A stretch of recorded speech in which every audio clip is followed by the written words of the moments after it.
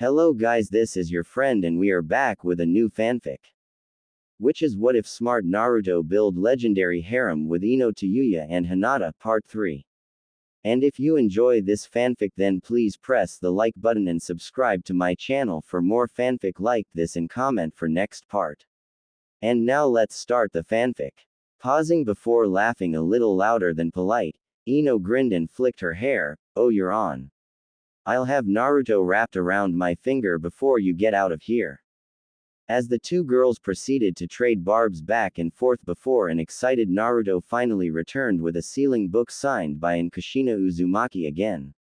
Their afternoon would continue with some peace until the two healthy teens were forced to leave. And while both Ino and Naruto felt like they had done a good job of cheering up their friend, it was a frowning Hinata that wasn't completely satisfied at the new piece of the puzzle that had been dropped on her. Jiraiya was not ready for the energy that a teenage boy could exude on a daily basis, and he had no problem admitting that. That said, it was truly fascinating watching the young Uzumaki work through problems in his own chaotic way.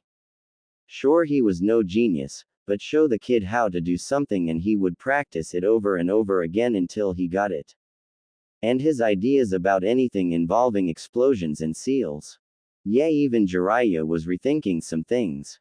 He'd never had to think about what would happen if one turned a storage seal inside out before, but that had been one of the first questions Naruto had asked. From there it was collapsing matrices, multi-layered explosion seals, ninja tool recall seals, and the hordes of clones that the kid could throw at any problem. Jiraiya could tell him that a seal took him years to figure out and learn, and with clones the kid shortened it down to days if not hours. And wasn't that a kick in the gonads, such a cheat skill? He did have to correct a few things with the kid about the clones though.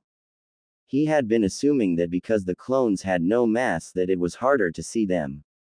The truth was that the clones pretty much blanketed an area with chakra, and with them using shunshin at the same time it was like trying to locate a specific drop of water in a river.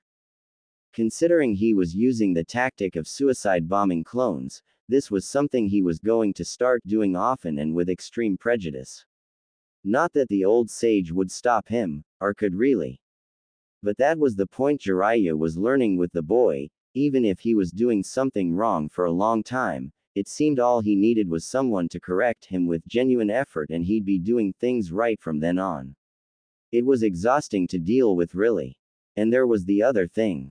Hey pervy sage, the Hokage said I could keep this book of seals, isn't that awesome? Cheering for himself, the boy sat down to quickly get to seal practice, some new idea in his head. Jiraiya couldn't figure out how the kid kept seeming to find leftover scrolls and books from his mother, but he shouldn't have been at all. Everything from the Uzumaki clan was supposed to be in a vault, specifically for him when he got older. Sensei had said that they must have been lost before the vault was sealed, but Jiraiya wasn't buying it. He had watched Kushina write the one Naruto currently had, and it had been around the later months of her pregnancy. No time to get lost before her death. Shaking the thought free and trusting the Hokage, Jiraiya walked forward and ignored the lines of clones balancing on kunai. Don't forget your summoning practice. Oh right. Naruto idly made the necessary seals and slammed a hand down. A much smaller poof of smoke later and a small toad just slightly bigger than his hand was there giving a salute to the boy who was already bringing out a decent bag of candy. Yo bro. What crazy stuff are we doing today? Gamakichi, son of Bunta the Toad Boss, was summoned a few days ago as Naruto got a feel for the toads and how he could work with them. These two had become fast friends over a general love of life and flashy things.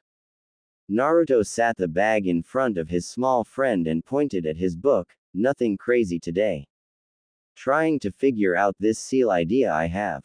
I wanna seal an explosion in a storage seal, and then compress it. He really wasn't even sure if such a thing would work. But his idea was to seal way more than the normal amount of explosives in a seal, then seal that first seal within a complex matrix of compression seals. The idea was to ignite all of the explosives inside the first seal, then rupture it. The compression seals would fight it, attempting to crush the explosion in the size of a chickpea, and hopefully by the time they failed, the explosion would be beyond a critical point and would be way larger than it should be since it had the extra time to ignite all of its material. He had learned in earlier experiments that when his normal explosives ignited, not everything went off at once. That was lost material and was not efficient, and if he was exploding stuff, he was going to make sure he exploded everything. Of course, that would only happen if he got this to work. The rest of the day was spent like that, Jiraiya looking over Naruto's shoulder and giving him tips and advice, but mostly allowing the boy to work through the problem on his own. As per Naruto's normal routine, Ino eventually came to visit with lunch in hand. Jiraiya liked the spunky girl and approved of her methods. The way Naruto had described her at first, he was ready to meet a fangirl or some vapid body chaser. But watching the girl occasionally train alongside the boy as well as put away the food just like him, he had a better opinion now. Though he could tell this was a recent change in her. Her body still on the skinny side, but she was beginning to put on some healthy weight and muscle. Now he just had to meet the little Hyuga girl to get a better idea of Naruto's tastes. Watching the sun begin to fall while Naruto was laying out a large sheet of paper, the Toad Sage sighed, "Please tell me this isn't another explosion experiment." Unsealing a small pot of toad oil graciously given by one of the many toads he had summoned up till now, Naruto nodded without even looking. Explosions are pure beauty given form. Jiraiya knew society had done the boy wrong at some point. You mean women, not explosions. Naruto began packing explosive notes all around the pot, before adding lines of seals from the pot to connect with the paper and the storage seal he had modified. Well, sure, yeah, but I'm too young for that, so explosions over women. Sighing and sitting down, Jiraiya shook his head. I'm so going to have to take you away from this village and fix you if they have your brain scrambled that badly. Maybe it would give him time to figure out how to tell the kid he was his godfather. Naruto grinned as he finished his work. He had connected and modified everything as per his and Kushina's own notes, so now was just to test it. Applying chakra to the seal, it first sealed away the pot and explosive notes, leaving behind a large sheet of chakra with excessive seals inscribed on it. Then at the second point and another poof, a sheet of chakra paper not much larger than a normal explosive note. Grinning in excitement, Naruto tied the seal to a kunai and pocketed it for later. Now with the more known value explosive experiment out of the way, it was time to move on to the unknown one. Drawing forth a second storage scroll and unsealing its contents, it was Jiraiya that again piped up. "What's that all about, kid?" Seeing a bedsheet-sized seal matrix that was half-finished along with several baskets worth of rocks, the old sage could only wonder at what the kid was thinking. Moving the basket of heavy metal to the center of the array and already working on seals around it, Naruto was nervous as he explained this one. "Have you ever thought about what happens when you put something in a storage seal?" Shrugging as something so basic wasn't on his radar, Jiraiya shook his head. "Can't say that I have." Naruto nodded. "I never did either." "Sure, yeah, anything you put in a seal is kinda set in stasis and that's it. But I was always curious, could you make the storage seal do other things? Like say turn something inside out or liquefy it? Or like I wanna do, break something down to its base pieces? And why would you wanna do that? It's just going to be in storage. Not when I destabilize the seal and turn it inside out." Missing the Jiraiya's horrified look, Naruto pressed on with his experimental seal. It was a silent 10 minutes that passed before Naruto activated this seal. Watching as first it scrolled together and miniaturized itself before rolling into a normal-looking storage scroll. The 3 black bands that held it closed were a nice touch and made sure he wouldn't mistake it for another scroll. Again into a pouch this one went, and it was saved for another day. Today wasn't the day to test this out after all. Granted, there might not be any day to test that out anytime soon. Maybe after the finals he and his team could take a mission out of the village. Beginning to dispel his clones in groups so he could make sure he didn't run into a mental strain, Naruto turned to his current sensei. I'm pretty much done for the day. Thinking about it, he should probably up his weights tomorrow since it was getting pretty easy to move about again. Jiraiya looked the boy over before walking forward and laying a hand on his shoulder. You've worked hard this month, kid. I'm proud of ya. While Naruto wasn't completely warmed up to the pervert, he could admit that the man had not only done a lot for him, but had also treated him as a real ninja. He didn't automatically assume Naruto was joking around or looking to play a prank. He took him seriously like a sensei should, and Naruto appreciated that.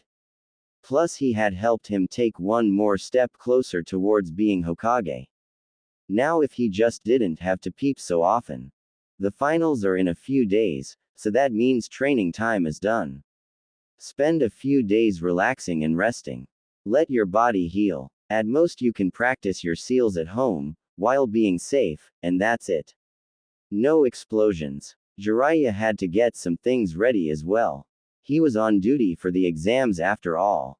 Nodding and figuring the man would say something like that, Naruto turned to leave, Gamakichi in his hair. Alright, pervy sage. I'll see ya later. And like that, he was off, bouncing through the trees. The Kyuubi jailer was in a good mood today. His training had been going well and his experiment seemed to work out just as he had hoped. Now maybe to round out a good day he could go and visit Hinata-chan before heading home. Besides hanging out with Gamakichi, there wasn't much to do after all. Hey bro, I actually need to get back, I'll see ya later. And like that, the Oyabun's son was gone and Naruto was on his own. Shrugging and wishing the little toad well in his mind, Naruto now reduced his evening to yet another dinner alone. Bursting out into the outer areas of the village, Naruto made a beeline for the hospital. Hopefully Hinata wasn't asleep this time, as the last time he tried to visit she had been, and the nurses had looked at him funny when he had decided to watch over her instead of go home. It's not like he had anything else to do. Shaking that thought from his head and hopping over rooftops towards his goal, he decided he was going to keep his good mood. B. The village was alive with visitors and had gained a festive feel that even the civilians had been swept up into. The day of the finals was here and people from all walks of life were ready to see the conclusion. Naruto, however, was checking the last of his equipment and making preparations with his various seals and weapons. He had made sure to deactivate his weight seals and have moved anything experimental into a special pouch he now kept on his lower back. Didn't want that stuff to be in easy reach after all. Pretty sure he'd not be promoted if he blew up the stadium. However, that was an hour ago and now he was making his way to the competitor entrance of the arena. Or he would be if he hadn't spied Hinata-chan and Inohime waiting for him. Running up to the girls with a smile, Naruto was full of cheer that was infectious. Good to see you out of the hospital, Hinata-chan. Hinata nodded. I was told to take it easy. But I'm cleared for light duty from now on. Kurenai-sensei was waiting for her in the stands, ready to cheer their friends on, or in her case, just this one. The girl shivered slightly but tried not to draw attention to it. She had forgotten her jacket at home, but knowing she was meeting with Naruto had prevented her from going back and getting it. Ino had bounced forward and slugged the boy in the shoulder. You better knock him dead, and give that lazy Shikamaru a reason to actually do something. While she would happily root for both her teammate and her crush, she knew who she wanted to see take it all. Naruto, however, had focused on the pale girl next to them, and driving his sword into the ground for a moment he removed his jacket. Before either girl could say a word, Naruto had draped it over Hinata's shoulders. Stepping back and admiring his work, the girl looked good in black. Keep it safe for me, would ya? Things are gonna get dicey and I've gotten kind of attached to it. Sure, making up a reason to keep the girl warm was a little underhanded, but seeing the color return to her cheeks meant it was a job well done. Knowing the near meltdown Hinata wouldn't be able to answer anytime soon, Ino turned to the bare-armed boy. New look. I approve. Naruto had decided that the black had looked decent on him. Plus it hid the carbon from his explosions pretty well. So he now wore black combat boots with mainly black cargo pants. They did have orange highlights around the ankles, knees, and the waist however. Black weapons pouches adorned each hip and the small of his back now, while pockets lined with storage seals took care of kunai and shuriken. His other addition was a black mesh shirt and orange muscle shirt. Normally his jacket would break it up, but he didn't need it today. Returning his sword to his back, Naruto chuckled, "Someone keeps harping on me about fashion and function, so I decided to listen." Happy in a way she couldn't fully describe, Ino nodded and stepped away from Naruto. "We'll be cheering for you, so you better knock 'em dead." Leaning closer in a mock whisper, the girl held a hand to her face. "Just don't blow up Shika, K."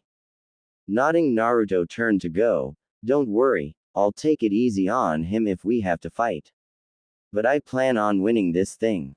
Turning and running through the entrance, he missed the slightly jealous look Ino shot Hinata. "Bet you're real warm in there, aren't you? Like you wouldn't believe, you harpy." A more bold Hinata pulled the jacket tighter around her shoulders. Rolling her eyes and walking the girl inside, "Ino couldn't let that slide, friend or not," says the cow who only has one thing going for her. "Some girls just flower later, it's okay Ino-chan. You win today, but I'll make up for it, just you wait." Snuggling deeper into the jacket with a smile, Hinata shrugged, "You never know." She had gotten closer to the truth over the last few weeks. And her idea and plan might just have some merit. Naruto, however, was no longer having thoughts about cute girls with soft curves. No, today was the day of the finals. Today he'd get a stage to show off his skill, his art. Then his eyes landed on the other competitors, and he was reminded that today was the day he got to wipe the floor with a certain stuck-up Hyuga. So as he came into the lineup and waited for instructions, Naruto's mind was already moving along with battle plans. For another 10 minutes the group waited while the proctor, a different man Naruto didn't recognize, stood watching them. An Anbu member jumped down to whisper something into his ear which had him scoffing but turning his full attention to them all. "Sasuke Uchiha is late, but is being given a bye at the moment till his match. Remember, you are all fighting for the glory and status of your villages along with your own advancement. These matches are to the death or submission. Unless I step in at any point. If I say a match is over, that means it's over. Anyone stepping out of line will be disqualified and disciplined, understood?" At everyone's nods, Genma motioned to a stairwell. Everyone not Naruto Uzumaki or Neji Hyuga are to wait in the competitor's box. As everyone else left, Naruto and Neji paced away from each other. Neji was already bored and ready to be done. "What is some nameless loser supposed to do with me? You're weak and a failure, just quit and save yourself the shame." Naruto, however, was ignoring him, searching the stands for Inohime and Hinata-chan. He wanted to make sure they were safely seated. Belatedly he remembered that several disguised clones were on that jacket and hoped they would behave. That also meant he'd have to make some new ones for himself eventually. Turning and spotting the seething boy once he had seen them among some of their other rookies, Naruto shrugged. "Sorry, you say something. So hip and cool. Kakashi taught you well." Neji didn't, however, let him break his calm. "I said you might as well quit. You failures never know when to give up and accept life isn't fair. You can't work past your fate." Naruto shrugged, hands on his hips. "I guess we'll see in minute, huh? Are you ladies done or would you like to sit down for some tea?" Genma was already over the teenage melodrama. But seeing the boys nod he amplified his voice. "Round 1 between Neji Hyuga and Naruto Uzumaki. Begin." And he was gone in a shunshin, ready to step in if needed. Neji was already closing the distance, palm already outstretched. "I'll make this quick." Feeling his hand make contact, he already knew something was wrong. "Yeah, you will. Ta-ta." The clone only had a split second before it exploded, sending the pale Hyuga spiraling through the air on an uncontrolled course. Hidden away in the trees by a kawarimi, Naruto made a dozen clones with specific instructions and waited while they set upon the boy. No sense getting close to a Hyuga. Hinata had taught him that. Neji hit the ground and rolled, coming to his feet as fast as he could. Byakugan activating, he noticed with some frustration that he couldn't tell the clones from the real Naruto, each having a chakra network. Spinning in place and connecting a foot with the chest of one, he felt a hand slap his calf. Ooh, so close. As the clone poofed away, the tag it left behind sizzled before again exploding. Though this one was more of the training variety, it still sent Neji for a tumble, which was stopped by another clone first kicking him into the air and then smashing a fist into his face. Common, I thought you Hyuga were good at taijutsu. Sent off in a new direction like a pinball, Neji wasn't given time to make a plan or dodge properly. Upset that his trump card was already coming out, Neji frowned as he might have underestimated the boy. As three clones were jumping towards him at once, he began to spin, Kaden. Pouring chakra from his pores and rotating like a buzzsaw, the dome of chakra exploded into existence. The three engaging clones all met their end, while the remaining 7 held back and waited. Once the Hyuga finished his spin, they were on him again. Though now more alert though damaged and bleeding, Neji was able to defend himself a bit better, dispelling several clones before he caught sight of something appearing behind him just outside his blind spot. It'd eat up chakra, but he was already starting another Kaden. Still in the trees and making another dozen clones, the blonde Uzumaki frowned. So the Byakugan really did give him the ability to see 360 degrees around himself. His reaction time was also pretty good. No Orochimaru or Jiraiya, but still decent. That meant it was time for Operation Ankle Biter. Mentally sending the order and watching things unfold, Naruto had to wonder if this might be a little overkill. Neji frowned as even more clones began appearing from the trees, another dozen it looked like. Tightening his stance, he was able to finally pick out what he thought was the real one, the chakra network more complex than the others. Dodging and rolling between the attacking clones while showing off why the Hyuga could be considered so dangerous, he finally got within range. You're within range of my divination. 8 trigrams, 64 palms. Puzzling chakra coursing through his hands, he lunged forward at the surprised Naruto. 2 palms. 2 hits and an explosions much larger than the others later, Neji's bleeding form was ejected from the plume of smoke in the opposite direction. Landing in a heap and barely conscious, Neji could only look up as several Narutos all surrounded him. You gave me what I wanted to see. One of the Narutos nodded. You're pretty easy to figure out, you know. Life was shitty to you, probably too young to do anything about it, and now you lash out at everyone else.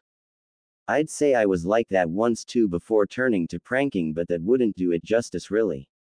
Squatting next to the downed Hyuga, the clone grinned, blue and purple eye shining. I promised Hinata not to kill you. And I honored that because I think she deserves a real apology from you. She's stronger than you or me after all. Maybe you should re-evaluate what that means yourself. Then all of the clones dispelled as the proctor dropped down into the field. Genma saw that Neji was unable to continue and raised his hand. Winner of the first round, Naruto Uzumaki. The crowd roared with approval and it brought a small smile to Naruto's face. As he looked up and found Hinata and Ino cheering just loud enough for him to hear, though, his smile brightened even more. He would definitely be making this an explosion of a debut for the new him. Above him and in the stands, Ino shook Kiba hard enough to send his eyes swirling. Did you see that? He wiped the floor with Neji. He never even got hit once. That's some real skill. Hinata nodded. He's trained so hard. He was already something of a powerhouse at the preliminaries. How much do you think he's improved since then? Kurenai was watching the boy curiously as he left the arena. She had been happy with the changes in her charge lately and had figured that the girl had finally worked up the courage to talk to him.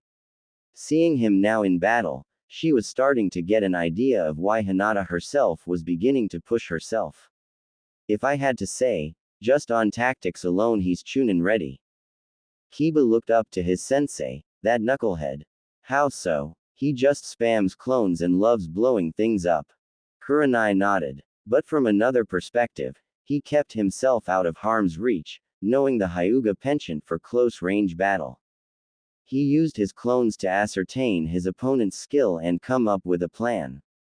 That shows an ability to at least lead a small squad. Yes, if this was a match to the death he could have ended it sooner by blowing Neji apart with that first clone, but he didn't. That shows thought and restraint. And last, after finding the Hyuga's hidden techniques he devised a way to counter them in the simplest way that worked with his skills. Kurenai nodded to herself. Battle coordination, basic planning, and skill level. The boy was Chunin material in her mind. But hers wasn't the only one that got to decide that after all. Slightly behind her, the sensei of Team 10 Asuma spoke up, "Gotta admit, I wasn't really expecting Kakashi's explosive happy student to get so far. He's got some talent. That he might be losing some Ryo by the end of this was a sore spot though, and he just knew the masked ninja was going to be smug about it." Leaning back now and grabbing an embarrassed Choji by the neck, Ino was laughing away. "Hear that? Naruto might be the first of us to hit Chunin. How's that for Academy dead last?" Which was really a weird thing. What had happened after leaving the Academy to change Naruto so much? Or was this who he always was and he just hadn't gotten the correct teachers to bring it out of him? Mysteries and questions. Down below and inside the competitor's box was a happy Naruto leaning against the viewing window. He got to trounce Neji and make Hinata smile. That was a good day in his book. Though the glare he could feel burning into the back of his head was a different matter. "The red-head boy is like you. Don't disappoint me." The Kyuubi had decided to speak up. "Odd that. You mean a container. Well, why didn't you tell me sooner?" Naruto was only slightly upset that he heard nothing else from the fox, but that should have been expected.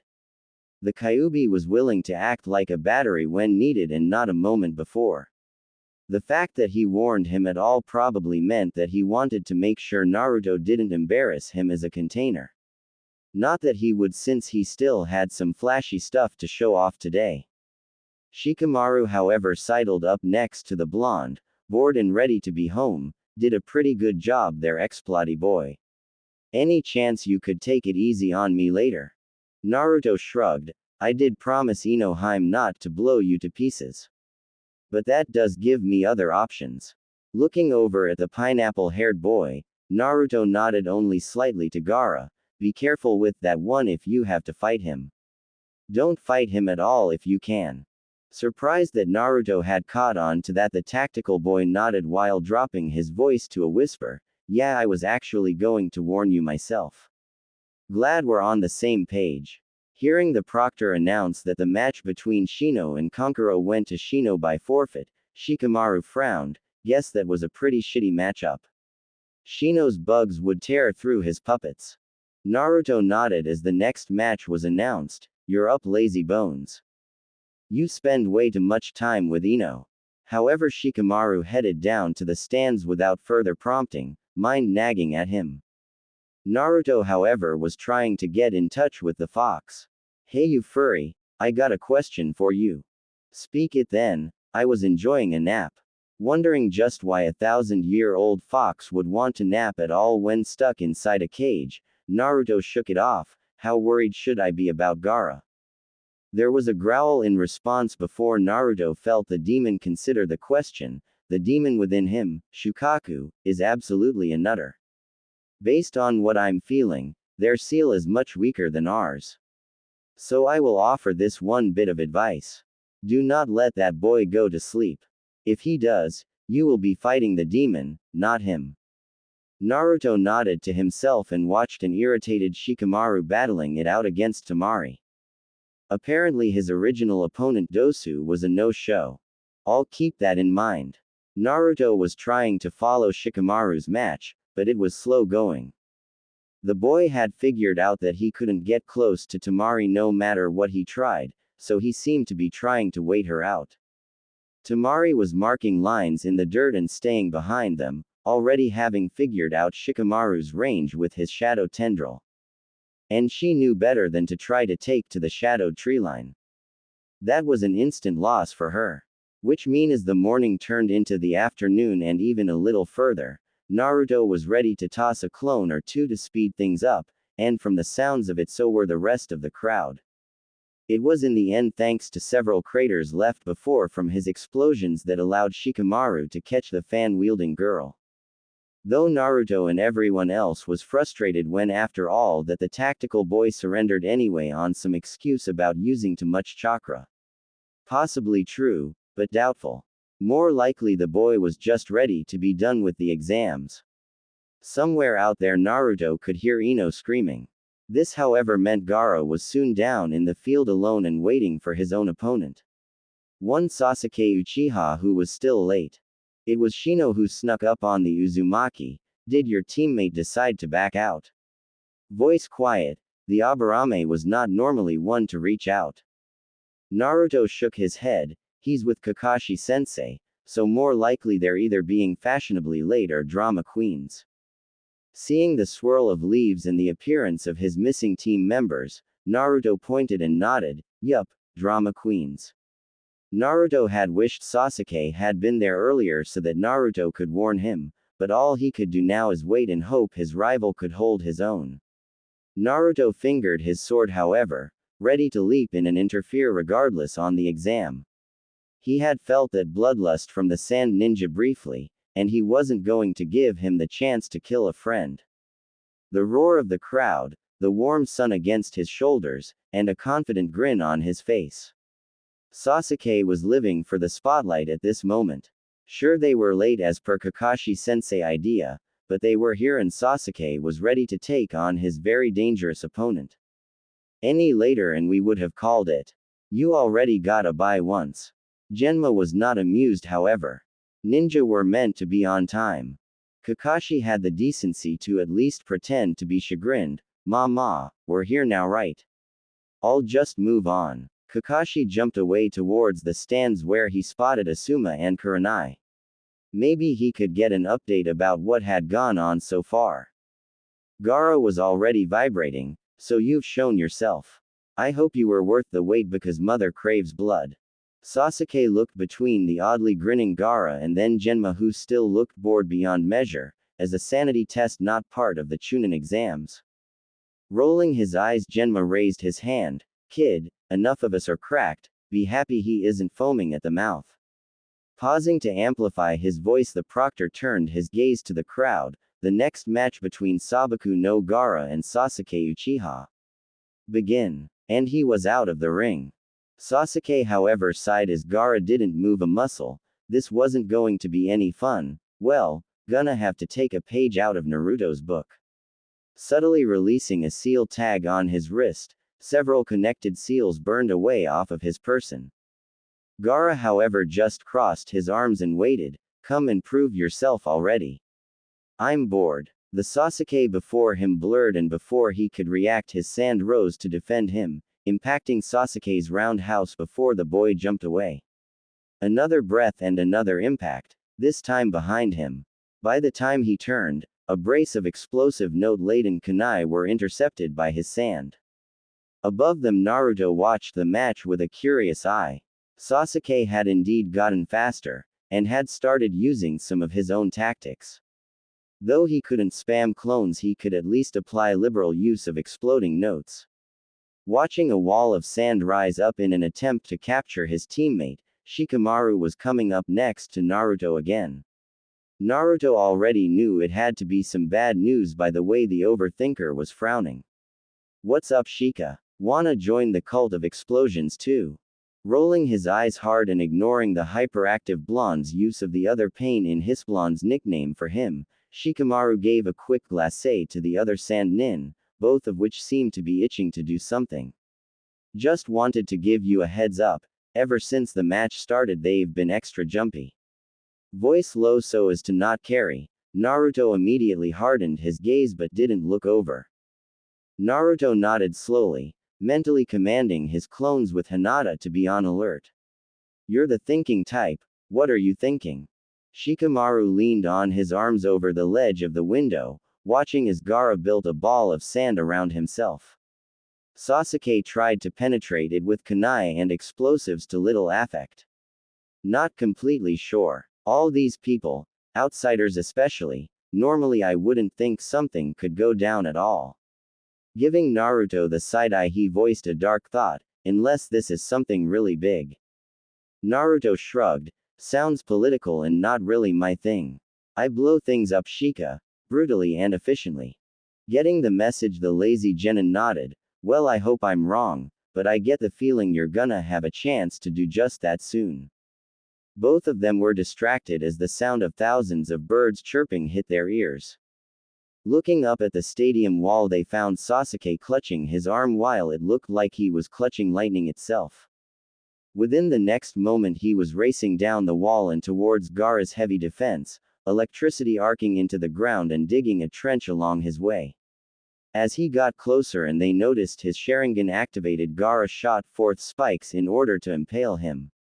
With the advantage of his Dujutsu, Sasuke was able to avoid impalement while delivering his own attack, burying his arm up to the shoulder to make contact with Gaara himself. Did he get him? Naruto was leaning forward now, hand on his sword and playing with the grip. Don't think so, the defense is still up. Sasuke seemed locked in place and it was a struggle before he could pull himself free, a large brown and blue veined hand trailing him. After a moment it stopped, retreating back into the hole Sasuke had made where he could just make out a very inhuman eye. Is this blood? Is this my blood? I'm bleeding. Mother. And all hell broke loose. Around them they could make out feathers falling, all of the present Junin catching the genjutsu and dispelling it while several Chunin and most genin along with all of the civilians were caught. Notably, Hinata was able to spot the signs along with Shino and Sakura. Dispelling it for the others took a few moments, but Hinata was not prepared for 4 clones of Naruto to reveal themselves from her borrowed jacket. Each of them had hard but determined looks on their faces as 3 took up defensive positions around her and the 4th saluted to Sakura. Meet us in the arena, Sakura. It's gonna be a party. Dispelling in order to warn his boss, the clone was gone in the next moment. Already Sound and Sand Ninja were discarding their disguises from where they were among the crowd. Below, Gaara had dropped his sand defense and was joined by Baki, his Jonin sensei, and his siblings. Behind Sasuke he heard a 2 thumps and was already grinning as Naruto came up on his right and Sakura came up on his left. Figured you'd get caught in the illusion, Naruto. Knowing he was horrible with genjutsu, Naruto couldn't deny it. One of my clones popped at the right time. Messed with my chakra and dispelled the illusion. In front of them Genma had dropped down to take on the other Jonin. Baki turned to Temari and Kankuro, why isn't he transforming? What's the problem? Temari looked frantic, he used too much chakra, he needs a while to recover. Scoffing, he turned his full attention to the proctor, get out of the village and wait nearby. When he's ready, enact the plan. Like a shot the 3 teens were gone. Genma looked back at the kids behind him, go after them, finish what you started, Sasuke. Sasuke looked around as did Naruto, they both came to a quick conclusion at the same time, think you can go crazy for a bit. Naruto nodded, I'll need a boost up, and someone to watch my body. We can do that. Coming up behind them was a stern-looking Hinata, shoulders shrouded in Naruto's jacket and flanked by a feral-looking Kiba and a tall and stoic Shino. I remember Naruto-kun telling me about what happens when he uses too many clones, we can watch his back. Team 10 isn't far away as well, helping with evac in case we need backup. Sasuke turned and offered a hand to his friend, no time then, we gotta move. Spinning himself twice and slinging Naruto around in an arc, he launched the slightly shorter boy as high up in the air as he could. Giving a nod to Sakura, they both wished their teammate well and were off after their own target. Naruto was grinning as he reached the arc of his flight, just making eye level with the top of the Colosseum. Making his signature hand seal, he poured more chakra than he ever had into the seal. This was gonna hurt later for sure. Taju Kage Bushin no Jutsu. And the horde was born. Across the village, hidden in the leaves, the combined forces of the sound and the sand ninja were making headway. They had the element of surprise in numbers. Against an unprepared leaf, it was close to a rout at first. Then the orange blurs slammed into them.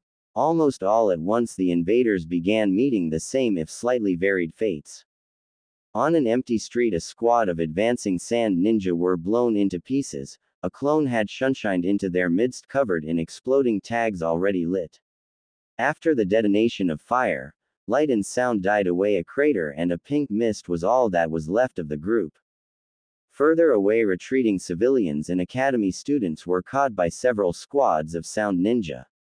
But in the next breath, a clone was there, one burying a kunai into the skull of the squad leader. One of his subordinates destroyed the clone, but it mattered little when a dozen more replaced it. With both squads soon falling to the overwhelming numbers, the surviving clones moved on, prioritizing eliminating enemies and leaving civilians to the other more experienced ninja to help with rescue. Not far away, a civilian had fallen behind with their child, caught by a grinning sound ninja. As he raised a kunai to finish them off and move on, he was dog-piled and subdued. A grinning copy of the boy helping the duo up and back towards the shelter, promising they would be safe from here. Towards the wall there came a crash and a section ceased to exist, 3 large snakes breaking the barrier and moving to destroy as much as they could. They would, however, not get far, as Naruto clones were already waiting for them. Armed with jars of toad oil laden with exploding notes and seals, several dozen clones wearing the jars as backpacks allowed themselves to be swallowed whole. Each snake swallowed several, thinking it an easy meal, but the resulting explosions rendered all of them just as much useless meat. Left without large targets to swarm, the remaining clones near the wall turned to the cannon fodder forces trying to enter the hole. None would make it past the barrier. Several clones almost immediately forming up into squads and unleashed hell. Some using modified explosive kunai and shuriken to tear apart enemy squads, while some went the suicide route while using their specially made explosive bracelets. This freed up more Leaf Ninja to help with relief efforts and fortified defenses in other sectors of the village. All over the village, Leaf Ninja would eventually recant various tales of the blonde clone user with assisting with ninja takedowns or minor evac efforts. Many noted that the kid knew what he was good with and tried to leave the delicate work to actual flesh and blood people. Through it all and doing his best to keep himself together and direct clones where needed, Naruto had landed on the ground in a 3-point stance and was holding his sword freely but loosely on his back, ready to swing if anyone got near him. Of course, being at the epicenter of his swarm, the arena and surrounding stands were empty of enemy nin, with exception to the very talented that the Jonin sensei were taking care of. But as Team 8 watched the boy, they all were slightly worried for him as they watched his eyes moving rapidly but unseeing of any of them. And what was that blood? Yo Hinata, is the baka crying blood? Hinata watched both her surroundings and the boy in question with her Byakugan active, and she could confirm that he was indeed bleeding. And his purple eye, were those ripples around the pupil? What was that? Sakura and he warned me that it's very taxing to command his clones this way. It's part of why his jutsu is labeled a kinjutsu. Whistling and trying to follow Genma and that Sand Jonin fight, Kiba nodded, no kidding, maybe I got off easy. Shino, quiet as ever, felt the need to speak up. He did, as they say, beat you like a dog. Hey. Coughing and dropping completely to his knee, Naruto seemed to be snapping out of it as he reached a shaky hand into his pouch and pulled free a soldier pill. Popping it and swallowing it dry, he just knew he overdid it. But he was out of clones for now and hopefully he'd recover by the time he met up with his team. Thanks guys, you know which way Sasuke and Sakura went. Shaking their heads, they were suddenly met with the stern face of the sensei of Team 7. Naruto, good work. I'm going to summon Pakun and send him with you to find Sasuke and Sakura. form up and take down Gaara, understand? Kakashi knew Naruto had already done so much, but he also knew what Gaara was, and there wasn't anyone else that could stop that. Except for another container. Naruto was already levering himself up. Sure thing, I should recover by then. Watching Kakashi summon his favorite nin dog, the blonde Uzumaki was off and out of the arena, and wave and salute to Team 8. What about a sensei? Kiba spoke up as Shino waited and Hinata watched Naruto go. Form up with the relief efforts and help with any civilians you see on the way. Kurenai should be able to find you soon for more detailed orders. Seeing the kids all nod before jumping away, Kakashi pulled up his mask. He still had some more hunting to do. Naruto was frowning as he made his way first over the rooftops and then over the village walls as he followed behind the nin dog. He had used a lot of time to stay behind and take care of as many invaders as he could. Hopefully it was of some help. Hearing Pakun grunt to get his attention, Naruto focused on the now. What's up? Forces ahead, at least 5, should we go around? Are they sound or sand? Through all of the memories he had collected, he had noticed that the sand ninja were more on par with leaf standards. But the sound nin were little better than fodder, and each game. From the smell I'd say sound. Naruto nodded and tightened his grip on this sword, finally having a chance to work out a theory. Then get behind me, I'll be working through them. Creating 2 clones and actually feeling the dip in his reserves from it, he leapt into battle. Told to pursue the sand squad and wipe out pursuers, the squad of 5 men were ill-prepared for a boy in orange and black to shunshin into the middle of them, already in mid-swing of his weapon, naughty sound nin. Twisting with all his might, Naruto swung his blade, bisecting 3 of the ninja in quick order. The last 2 were further away, one in the trees and one on the ground and backing away from the boy suspiciously clean of blood. 3 corpses now at his feet and a wide grin on his face full of glowing eyes. What the hell? Within the next breath a clone was gripping his chest with a glowing roll of chakra paper on its wrist. Boom goes the clone. Fire and viscera covered the trees and the last sound invader was already mid-throw of a brace of kunai towards the original Naruto. Die you brat. Launching the kunai at Naruto's back, he was unprepared for the boy to block the blades with the large flat of his completely repaired blade. What? Hand coming over and holding the mon's throat and mouth, the last clone was calm. You never should have come to Konoha. Another explosion, more useless meat rained on the ground. Naruto himself was already turning and heading in the direction they had been traveling before, Pakun only having to correct his course slightly. You okay, kid? Naruto nodded slowly, mentally filing away that it was blood that repaired the blade, not just killing. My chakra is a little low but replenishing, though I do have some trump cards if need be. He wiped away at the blood on his cheek before he could hear the sounds of fighting ahead. That them? Pakun nodded. I can smell your teammates, yes. I'll stay concealed. I can alert Kakashi if anything happens if need be. Naruto nodded. Thanks. Stay safe. And the boy was off, clearing some of the concealing brush and looking upon the combat zone. Sakura was down, a large hand made of sand holding her to a tree. Sasuke was locked in combat with Gaara, but he was very changed from when he last saw him, half his body covered in blue-veined sand now including his face. The black eye with gold pupil that looked down on them was completely not human. Below them Naruto could see Kankuro locked in combat with Shikamaru and a worried Temari was trying to get by him to her brother. Deciding that it seemed Shikamaru had the advantage in the forest, Naruto leapt to the same branch as a panting Sasuke. Take a pill, I'll cut in. Grunting but nodding, Sasuke reached into his pouch. He's a stamina freak like you. No matter what I hit him with he just keeps coming. Naruto was now all grins. Oh, I'm counting on that. Can you free Sakura? You both might need to make some distance soon. Sasuke nodded. Noted, I'll work on it. And he was off, trusting his rival to hold on till he got back. Naruto turned his own glowing eyes on the redhead. Any chance we can talk this out? Only if you're here to offer your blood to Mother. I will prove my existence. I won't let anyone end me. Rolling his eyes, Naruto pulled free 3 modified exploding kunai. Well, you're a nutter just like he said. Guess we gotta beat the crazy out of you.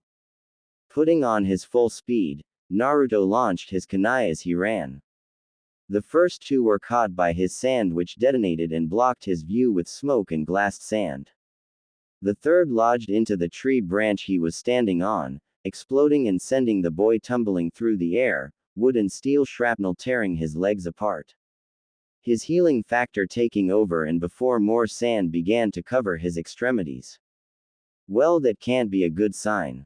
Launching more kunai and keeping his distance, he tried repositioning with a shunshin. As he landed some length behind the transforming boy dealing with his explosions to the front, Naruto launched another kunai at the grotesque tail he had grown. It landed home, and another large explosion sent the sand demon container flying with a scream of rage. Isn't doing enough, but I'm running low on the small stuff. Naruto wasn't completely sold on killing the other container. If the demon was driving him crazy, that made him just as much of a victim as he was, and it wasn't fair to just write him off. It'd be easier for sure, but not right. You know, you're getting uglier by the second. I'll tear you apart. We'll need to work on your taunts. Another reposition as the tree he was standing on was suddenly lost to a ridiculous amount of sand. Running and using up what was left of his shuriken, Naruto was able to build some smoke cover to reposition with another shunshin. This one much more stable as his chakra was returning at a great rate now, the soldier pill finally kicking in full speed. Seeing an opening, Naruto dashed forward, sword arcing downward and slicing the regrown tail clean off. Not stopping, Naruto was away from retaliation and looking for another opening. Maybe an arm this time. Could he regrow one? Or maybe he could just slice off the sand and miss the real body.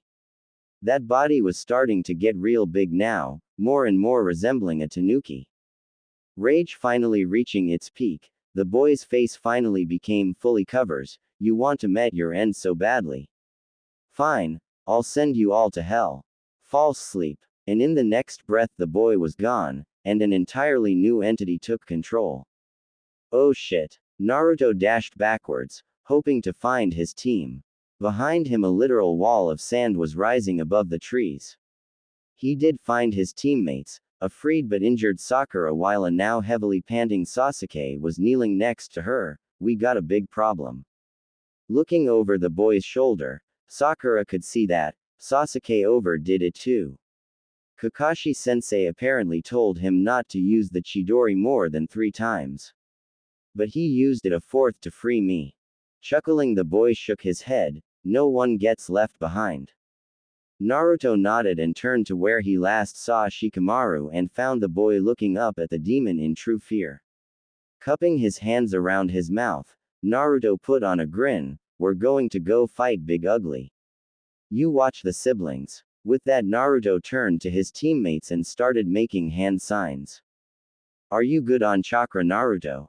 Naruto placed his hand on the ground, welling up chakra and mentally calling up which of the toads who he'd need. Well, enough for this, hold on, this'll be a ride. In a plume of smoke all 3 members of Team 7 rose high above the trees. Above the forest stood the sand demon Shukaku. Screaming and relishing in being free, his container dangling from his forehead, the mountain-sized demon was already turning to complete its task to destroy the Leaf Village. But as more smoke cleared, he was met with the stoic pipe-smoking face of the boss toad himself, Gamabunta. Hey tadpole, you could at least summon me for a drink first. Not straight into a battle with this maniac. Naruto was grinning, sword on his back with bandages and bare arms crossed over his chest. Sorry boss, but I need a favor. Sakura and Sasuke looked on in awe, keeping themselves adhered with chakra. Gamabunta nodded, webbed hand trailing to his tanto. Let's hear it, kid. Don't think he'll give us time to plan much here. Naruto agreed. I'm gonna keep it simple. I just need that bastard a little bit further away from the village, maybe another mile. and then I just need you to launch a water bullet at him. That doable? Grinning, the toad nodded. You got it. Launching himself forward, the giant toad slammed feet first into the unprepared Shukaku. Then with another kick he was launched away from the village with some speed to land in a forest-destroying trench, struggling to get up. Naruto had unsealed a certain scroll with 3 black bands holding it closed, then created a clone with much more chakra than normal. Hoping the extra chakra would help it survive its journey. You got this. We got this, boss. The clone leapt down to the boss toad's nose. Hope you know what you're doing, kid. Gamabunta began forming the water bullet in his mouth, the clone sinking itself into it and protecting the scroll as best as it could. And with a cough, Bunta launched the bullet while Naruto recommended him to jump back to protect the team on the ground, which he did. As the Tanuki righted himself finally and leaned forward in order to charge forward again, he was slightly late to stop the ball of condensed water from impacting his gut. It wasn't enough to put him down, but that wasn't the point as the clone and its cargo were buried deep into its center mass. Injecting the last at its chakra, Naruto's clone did his duty. Naruto's more experimental scroll had a simple set of features if one was to explain it. First, the heavy metals he had sealed were broken down into the atomic structures. Then, the storage seal that held them was inverted or essentially turned inside out. The thought to Naruto was that all that stuff coming out from such a small space would be an explosion like no other. However, Naruto was not aware of what suddenly freed atoms with lots of space to suddenly move did to each other. And as the storage seal inverted and the compression seals failed, all those compressed atoms crashed into each other, splitting and forcing out more smaller components to complete the process again. And again. And again. Everything within 150 meters of the scroll did not just explode, mass almost instantly just ceased to exist. Next came a wall of light and then extremely sun surface temperature heat. Everything from Shukaku's slightly curled tail to his bent over head were thrown away in a wall of hell, just a quickly turned to molten glass. What little of his head remained was flash-dried out a cry of anguish as his connection to his container was forcibly severed. Gaara was spared death from fire only because the sand-turned glass absorbed so much heat, but the ensuing launch through the air and crashing through the forest nearly did him in. Break bones and leaving him in a heap just below the feet of the aged boss toad who was covering his face from the light heat of the explosion that was now rising into the sky. And then the shock wave hit, throwing anyone not Bunta to their knees and forcing them to adhere to the ground with chakra. The wave would last for roughly 10 seconds, before a second less powerful wave of air ed back into the other direction. Through it all, Naruto had watched the whole thing, eyes wide as he took in the largest explosion that he had ever concocted. It had worked, so much better than he had thought it would. And that was with improvised materials. Now it only he could find some truly heavy stuff to break down. And the oranges and reds and yellows of the flames danced in the sky, he smiled that this was something truly beautiful. In his mind, a fairly pleased fox growled in approval. This victory is satisfactory. To think a human could do such damage on their own. Sakura and Sasuke were just standing and looking at their teammate as he watched the mushroom-shaped cloud rise into the air. Where the sand demon had been, there was now a several hundred-meter-wide crater covered in glass and molten rock. And as they watched Naruto jump down off of Bunta to confront the sand genin, they both shuddered and prayed Naruto never used that again. They jumped after their friend, however, weak but ready to back him up. Behind them, Gamabunta bid them all farewell and returned to the summon realm. Naruto was tired and knew better than to try and down another pill. Hopefully the fight was all out of Gaara by this point. Walking up to the kid laying in a pile of sand and trying to crawl away, Naruto grabbed and hefted his sword. Have you had enough yet? Looking back and up at the blonde, into those glowing mismatched eyes and the sword that would soon end his life, Gaara panicked. Stay away. You can't end my existence. I've had nothing. Why do you fight so hard for these nothing people? Lowering his hand with a sigh, Naruto looked left, and then right as Sakura and Sasuke joined him. They aren't nothing. They're my friends, my precious people. If it wasn't for them, I wouldn't be here. So I fight for them, not just for myself. That's why I can keep fighting, why I will keep fighting. So that I know they are safe. Something untouched in years cried out inside Gaara, the scared little boy who was first betrayed by his family. I can't have anyone precious, they'll betray you.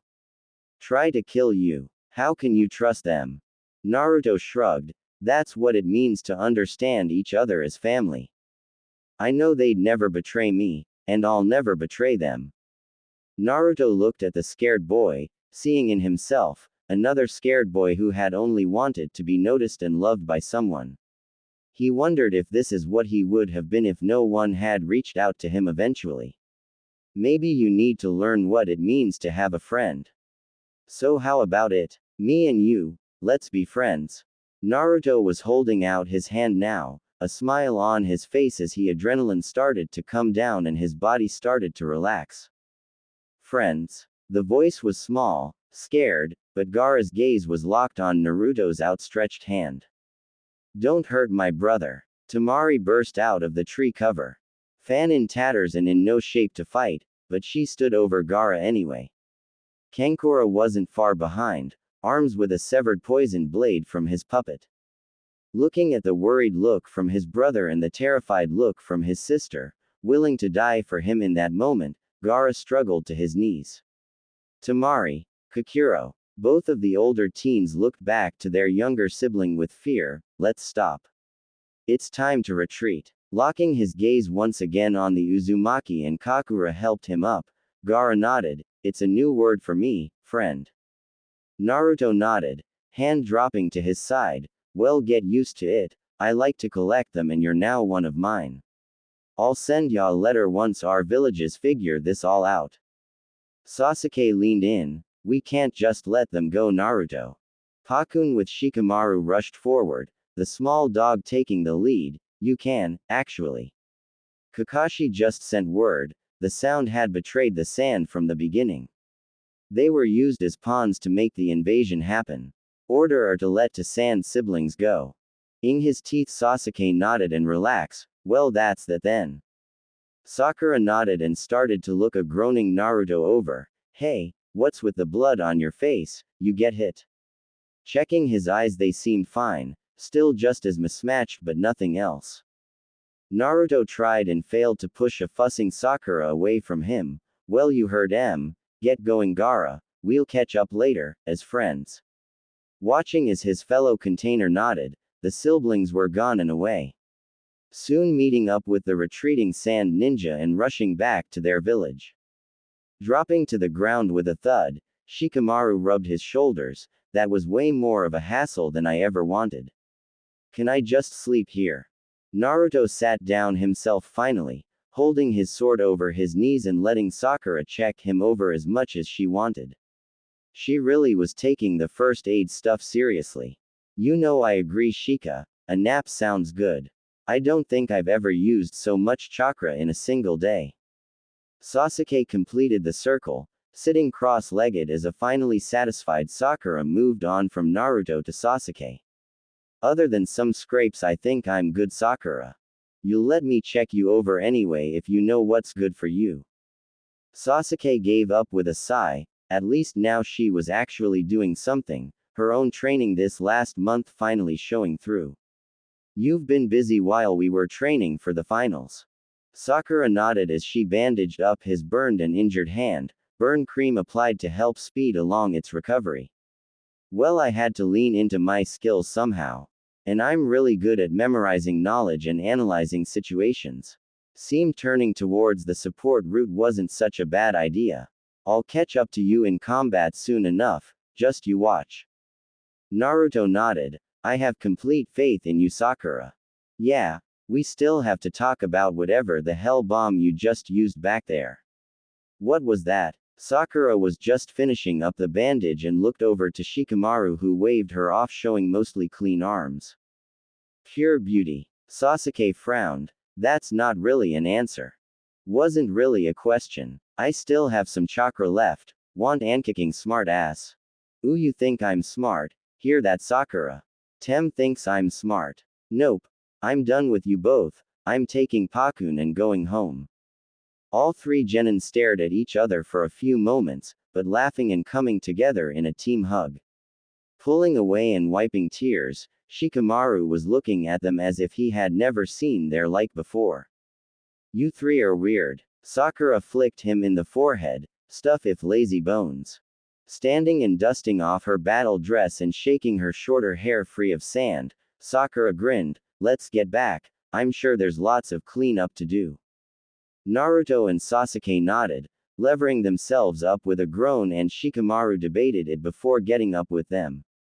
As they made their way back to the village, escorted by the summoned dog and eventually some grateful Anbu, for some reason, they would not find a fully happy reunion once they re-entered the walls of their home. Because though they had escaped the invasion with much few casualties than what would be normal, there was still a major one that crushed all of them. The third had fallen to Orochimaru's blade. The village hidden in the leaves, a new day was upon them. While damage from the invasion had been kept to a minimum, there was still damage all the same. Which meant rebuilding and recovery efforts were needed. This also meant for the Genin and Chunin, very few missions outside of the village at this time. Only the few Jonin that could be spared would be taking patrols or long-term missions, to continue to project strength to the rest of the elemental nations. Not that at the moment they had so much of the problem of appearing weak. As word of the invasion reached the far reaches of the continent, news that the village had taken on a unified sand group and come out with little to no casualties was enough to make every other nation a little weary. A few of the more cautious and able to send out spies would tell tales of a massive crater of glass and felled trees. A river had already punctured its side, and some of the locals projected a new lake would be filled before the year was up. None of the intrigue or increased infamy of the Leaf Village, however, mattered to the majority of the ninja at the moment. Most of all, a certain blonde explosives expert. While they had time to mourn for the third and bury him, it would never be enough as far as the boy was concerned. More than his own connection to the aged leader, having to watch Konohamaru break down during the ceremony had not done Naruto any favors. Much for the simple fact that part of Naruto blamed himself. He could duplicate himself unlimited amounts of time, and somehow he couldn't help his leader at all. That was cutting him pretty deep lately. But several visits with Inohime and Hinata-chan had helped him slowly but surely.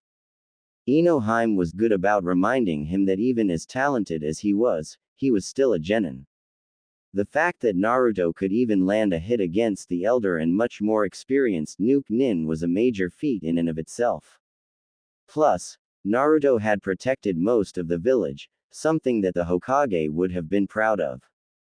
Hinata-chan was happy to be a quiet spot for him to just relax and not have to do anything. She let him vent and rave, tearing apart the training ground in a rage the first time they had gotten some downtime from recovery missions. But she didn't judge, didn't try to tell him what he was feeling was wrong. Only letting him know that she was there to support him, to help him if needed, or to just be a peaceful space. He didn't know he could do peaceful, but lately he had really needed it. Today was turning out a bit different, however, with Team 7. Though they were gearing up to go to the Hokage Tower for mission assignments, it was a grim Jiraiya that intruded into their morning meeting. Yo! Kakashi-sensei was nodding to the older, more experienced ninja. What can we do for you, Jiraiya-sama? Jiraiya pointed at Naruto. I need the kid for a little while, got a mission for him. While he couldn't get into details with the other kiddies here, Kakashi at least caught on that this was something urgent. Kakashi nodded and turned to his team. Well, looks like plans are changing for today. If Naruto's needed, I suggest you both get some rest too. We have been pushing pretty hard lately. None of the other teammates mentioned that it was mostly for Naruto's sake, but they nodded all the same. And Naruto, my current order is still in effect. You have at least 2 more days before you can go back to training with your clones. Kakashi wasn't sure what sort of fatigue Naruto could still be recovering from, but they wanted to be sure that he didn't push himself at all just in case. Dutifully Naruto nodded before turning and walking away with Jiraiya, quiet and staring blankly ahead. Together they walked through the training grounds and then into the village proper, where Jiraiya finally started to talk. "We have a mission from the council. Gonna be gone for a week at least. Do you need to pack?" Naruto shook himself more awake. A mission might be just what he needed. "No, I'm good. I always keep a scroll on me with travel supplies." Checking his pants, pouches, and jacket to make sure he had all of his scrolls while adjusting the bandage sling for Kubikiribocho, which was now covered at its forward tip with bandages as well, Naruto decided he was good enough to go. "What's the mission?" Jiraiya angled them for the main gate. "Going to be looking for an old teammate of mine. The last of the legendary three, Tsunade. She a legendary healer, something the village could use right now." There was another reason as well, but the old sage figured he would give Naruto a little more time before bringing that up. Naruto nodded and focused ahead while trying to imagine some woman as old as the pervy sage. Admittedly, what he envisioned wasn't all that flattering, until the pervert handed over a picture. The young-looking pretty blonde was not what he was expecting. "That's your teammate. She's like, at least half your age." Jiraiya snorted as he took the picture back. "She uses a few different techniques in order to appear younger, so don't let that fool you. She's as old and as talented as me." Pausing to let that sink in and deciding the boy really needed some cheering up, he decided to work on his next present a little early. "In the meantime, I've got something for you. A new technique. Something the fourth cooked up. Think you're ready?" Naruto regained some energy, looking up to the sage with stars in his eyes. "Something the fourth made. What is it? Does it go boom?" Rolling his eyes as they made their way from the village proper and hit the road, "This kid in explosions. Maybe one day." See, when the fourth finished it, he admitted that it actually still had some more work to put into it. "So who knows, you have some talent, maybe you'll be able to finish it where he couldn't." So saying, the toad sage took to the trees, knowing that Naruto would follow along. After a few minutes of dashing along the tree cover, they came to a small clearing where Jiraiya landed to stand next to a boulder. Naruto touched down not even a breath later and tilted his head, waiting for the older man to show him whatever it was he wanted to teach him. Jiraiya held up a hand where after a moment of concentration chakra began to shift and form into a glowing blue ball and spinning life energy. This is the Rasengan, and it was probably one of the fourth's more notable techniques. Yeah, the man used the Haraishin to great effect, but he didn't create it. That honor went to Tobirama. Jiraiya hefted the ball of spinning chakra with a grin, but don't let the look of it fool you. Turning and thrusting his hand into the boulder, he reduced it to rubble within a moment. Naruto, however, was already next to him, examining the wreckage and bouncing in place. "How does it have so much damage potential? Can you make it bigger? Smaller? Can you throw it?" Jiraiya leaned away from the suddenly excited boy. In order. It's a swirling mass of dense chakra, so dense that it'll grind through just about anything it comes into contact with. I'm sure you could make it both bigger and smaller, which would increase and decrease its damage potential. And I've never thought of trying to throw it, but I suppose if you could maintain the shape from a distance, then yeah, you could throw it." Naruto's mind was already racing, however. The pervert had said that it was incomplete, which meant there was probably more they could do with it. Never mind making it bigger, could he add explosive seals to it somehow? He made up his mind in an instant. "I'm in, how do we start?" Laughing and knowing that the kid was already thinking way too far ahead, the toad sage unsealed a bag of water balloons and handed them over. "First you have to pop those. Only, you have to use your chakra to do so. Think about what you saw with the technique and use that. You'll get no more hints from me until you pop a balloon. And remember, Kakashi warned you about using clones." Nodding and accepting the bag from Jiraiya, they were off back towards the road to continue their trek. From there, Naruto began to practice with spinning his chakra this way and that, and coming up with nothing for his efforts. And this continued for a solid hour of their walk before he finally decided he needed to bounce ideas off of someone, and since the pervert wasn't going to help, well, a familiar seal was made and two more Narutos formed next to him. Again, clone usage. Naruto nodded. I'm not overdoing it, just two, and just to bounce ideas back and forth, nothing more. Seeing the sage frown at him for a minute before slowly nodding and looking forward, Naruto turned to his clones. What could I be doing different? I'm spinning it, but something doesn't look right. Naruto started again, the balloon becoming a disc or stretching in odd ways. Clone 1 crossed its arms. Well, that doesn't look like much of a ball, does it? Clone 2 nodded. Yeah, you're making disc, not a ball. How do we make a ball? Naruto frowned at that since that was the obvious thing. His chakra wasn't making a ball at all, so how did he do that? Playing with his chakra in the ball for a bit, small ripples formed along with the disc while his clones watched closely. Wait, do that again. Naruto looked over again at his clone. Do what? Clone 2 pointed at the ball. Whatever you did to make the ripples. It was starting to look more ball-like. Naruto nodded and started again, first spinning his chakra and then adding chakra at different times.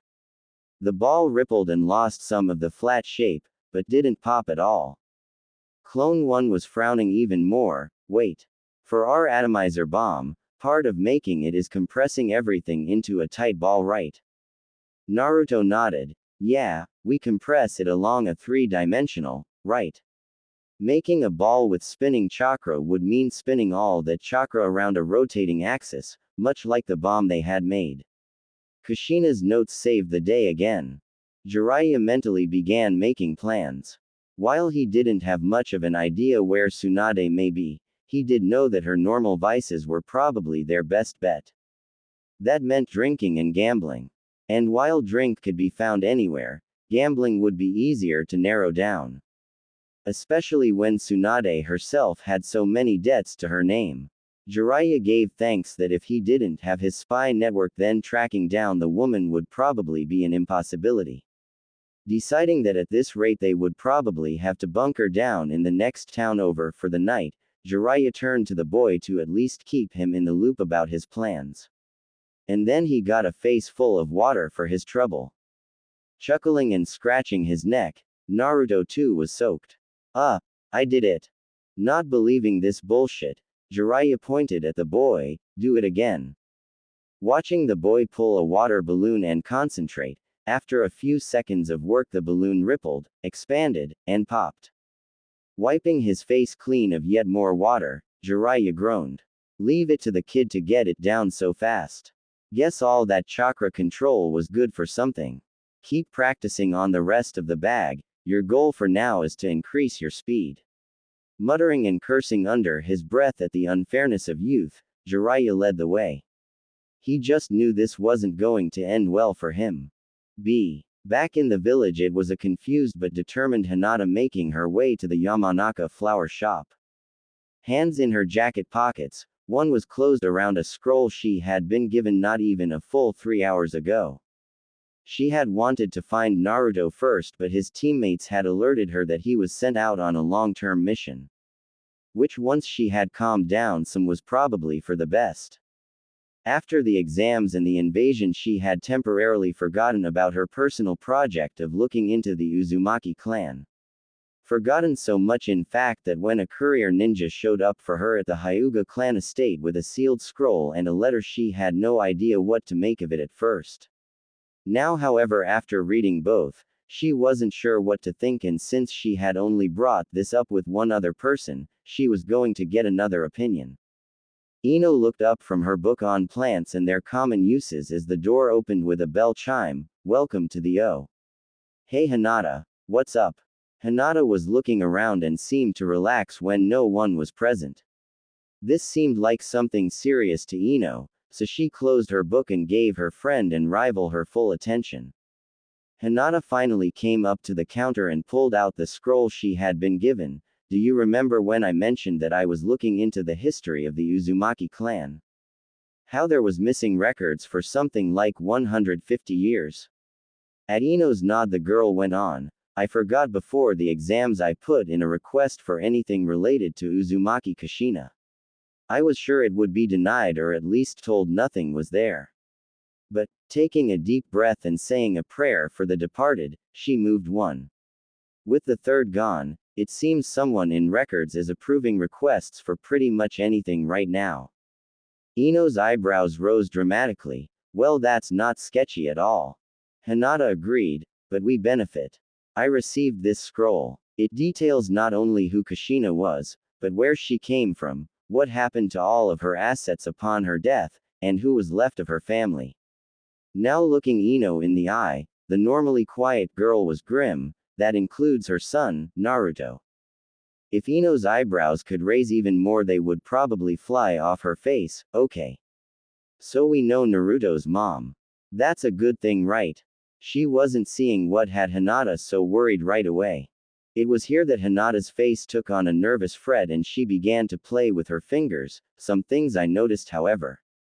1. Why not tell Naruto about his mother in the first place? 2.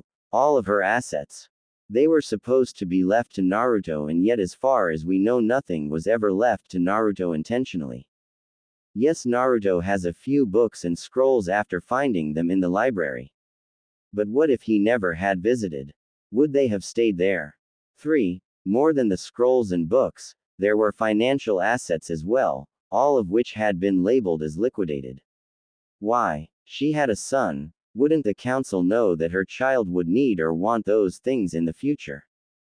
Ino held up a hand. Wait, back up, you're saying the council is involved in this? Hinata lowered her voice unconsciously as she nodded. Of course they're involved. They're the only ones who could make these decisions at the time. Rolling open the scroll for Ino to see, it was this part that told her something more was going on. Look at the dates when all of the measures calling for either liquidation or removal of her assets were approved. Ino frowned now as she followed the other girl's finger. October 10th. Why does that sound familiar? Trailing off, there were two pieces of information that stuck with her. The Kyuubi attack. Hinata nodded, and coincidentally Naruto's birthday. Ino stepped back with a thumbnail in her mouth as she began to worry over it and the problem growing in her head. She felt like something was missing. So Naruto's mom apparently dies during the attack just after giving birth to him. And all of the Uzumaki clan possessions get repossessed and then sold off or distributed by the council. Naruto is put, what, in an orphanage and isn't ever told about his family or heritage. And he for sure isn't given anything. We know the council made those decisions. But we don't fully understand why. I figured of anyone who might be willing to help me puzzle this out, it was you. Hinata could trust her rival at least when it came to helping their mutual crush. Ino nodded now. After everything, Naruto absolutely needs a win.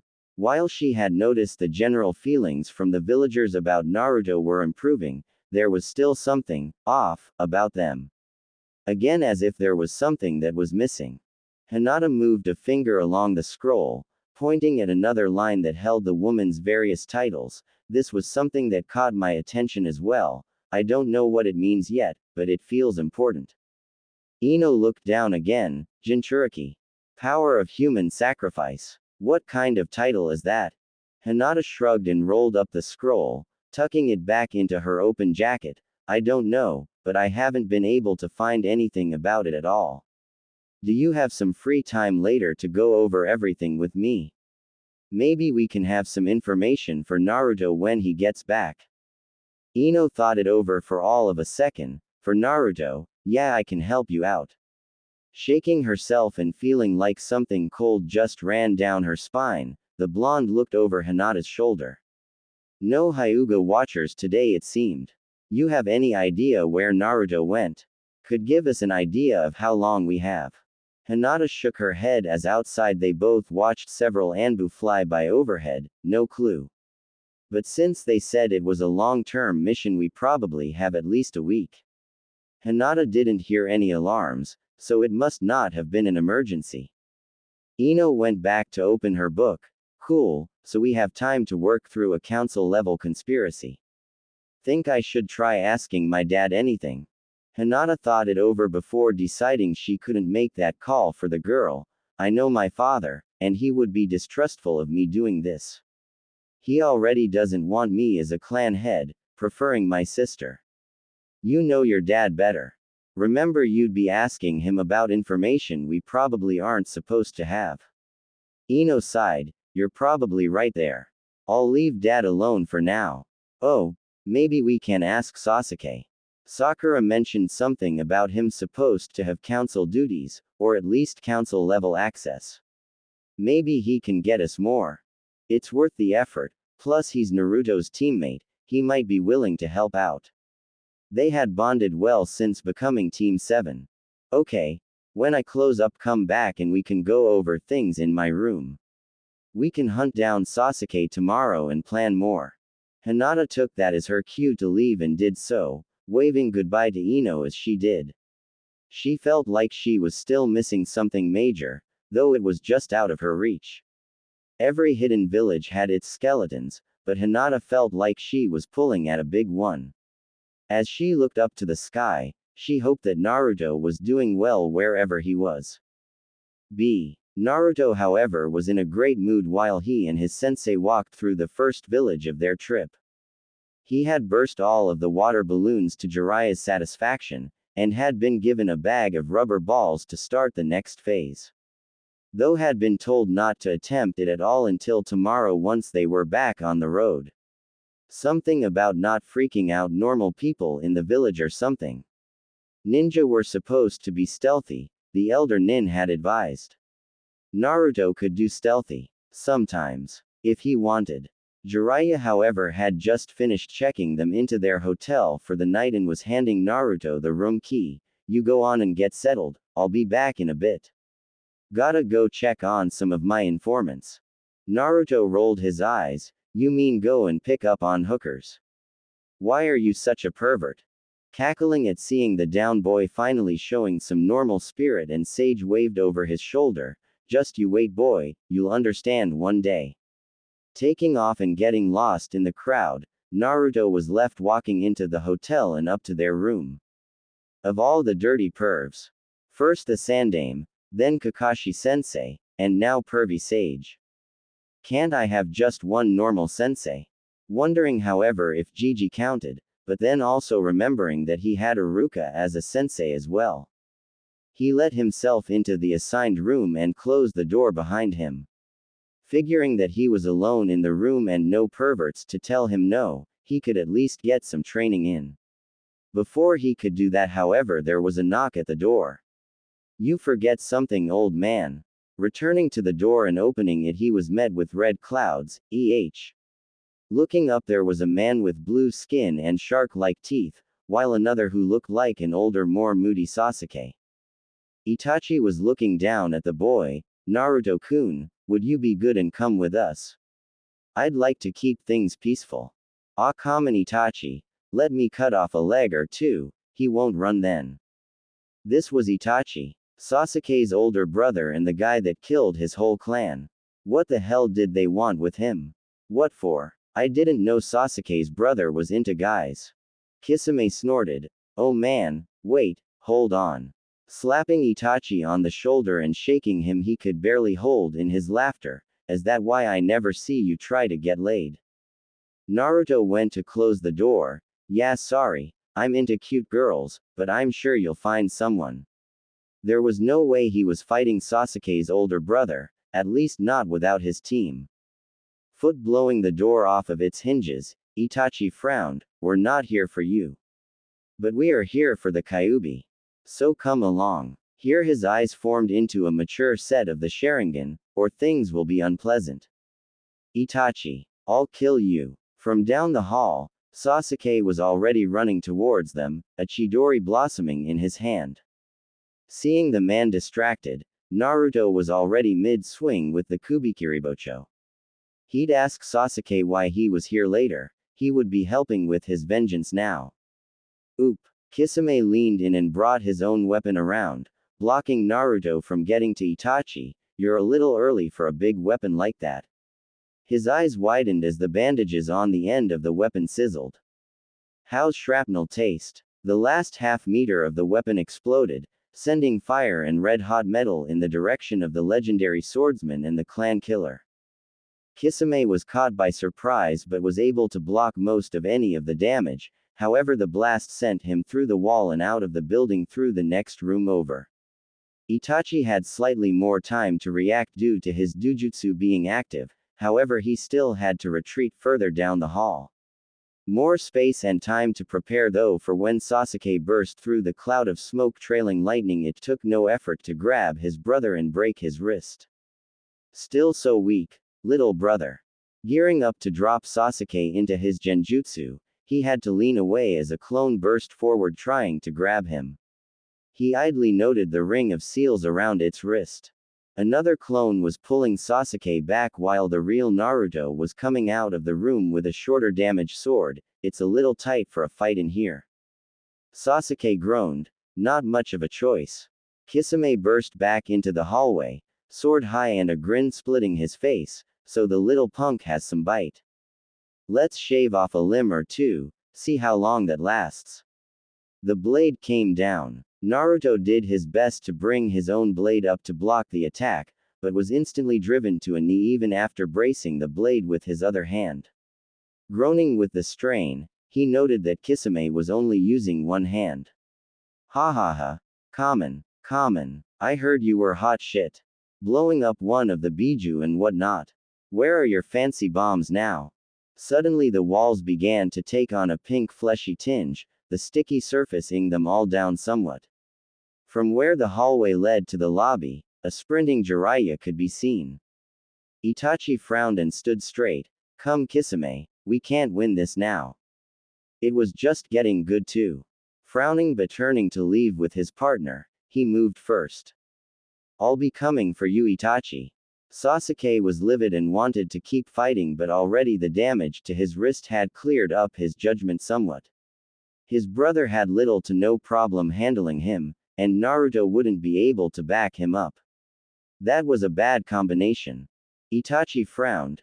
Don't worry, maybe when he learns the truth you both will be coming to me on your own. And then they were gone, followed by the toad sage around a corner. Naruto sighed and sat on the fleshy floor, broken and now cracked sword laying next to him. Well, that happened. Sasuke nodded and pulled his wrist to his chest. Any idea what he meant by that? Naruto hesitated, thinking on whether he should tell his friend about his burden or not. In the end he decided he would, but together with the whole team. I think so. I'll get back to you on that when I get back to the village. He had forgotten that he hadn't told his team about the Kyuubi. Considering though that it was relatively recently that he found he could trust them, however, he hoped he could be forgiven. Sasuke did tell him about his family and goals, so maybe Naruto should trust him as well. Around them the halls returned to normal, the pink flesh receding with the return of Naruto's mentor. Looking down at the boy with a knocked-out woman over his shoulder, the toad sage sighed. Can't you stay out of trouble for like 10 minutes? Naruto leaned back on his hands while Sasuke sat against the wall next to him. I don't know, can you not be a pervert for 10 minutes? You brat. Dynamic entry. A green and orange blur swept through the window and into the hall, kicking the toad sage and rescuing the woman from his shoulder. While the sage went tumbling out of the hole Naruto had made, the revealed Might Guy was grinning and looking down to the surprised boys. You're safe now, I'll deal with the intruders, and, in a flash, Jiraiya was back. You idiot. It's me, Jiraiya. Oh. Looking between the toad sage and the woman over his shoulder, the bowl-cut wearing man frowned. Why do you have a knocked-out woman with you? That's, like I said, don't be a pervert for like 10 minutes. Hearing a crunch of glass behind them, Sakura was panting and climbing through the broken window. Hey, the gang's all here. I'm never traveling with Guy Sensei ever again. Trying her hardest to catch her breath, she fell to her knees between the two boys, who's hurt. She hugged them both in relief, however, glad to see them in one piece. Waving the girl off with a smile, Naruto relaxed all the same. We're fine, Sakura urk. The arm around his neck tightened painfully, cutting off his precious blood supply. Sasuke's hurt. He was free and could breathe. Precious air. Traitor. Sakura set upon him to check on his injuries and with a lecture about running off without backup and barely a plan. If she hadn't seen him, she never would have called one of the senseis to help. Ignoring the kids and getting weird deja vu, Jiraiya turned to Guy. Can you get the other kiddies back home? Naruto and I need to complete our mission. Which for now means we need to move hotels.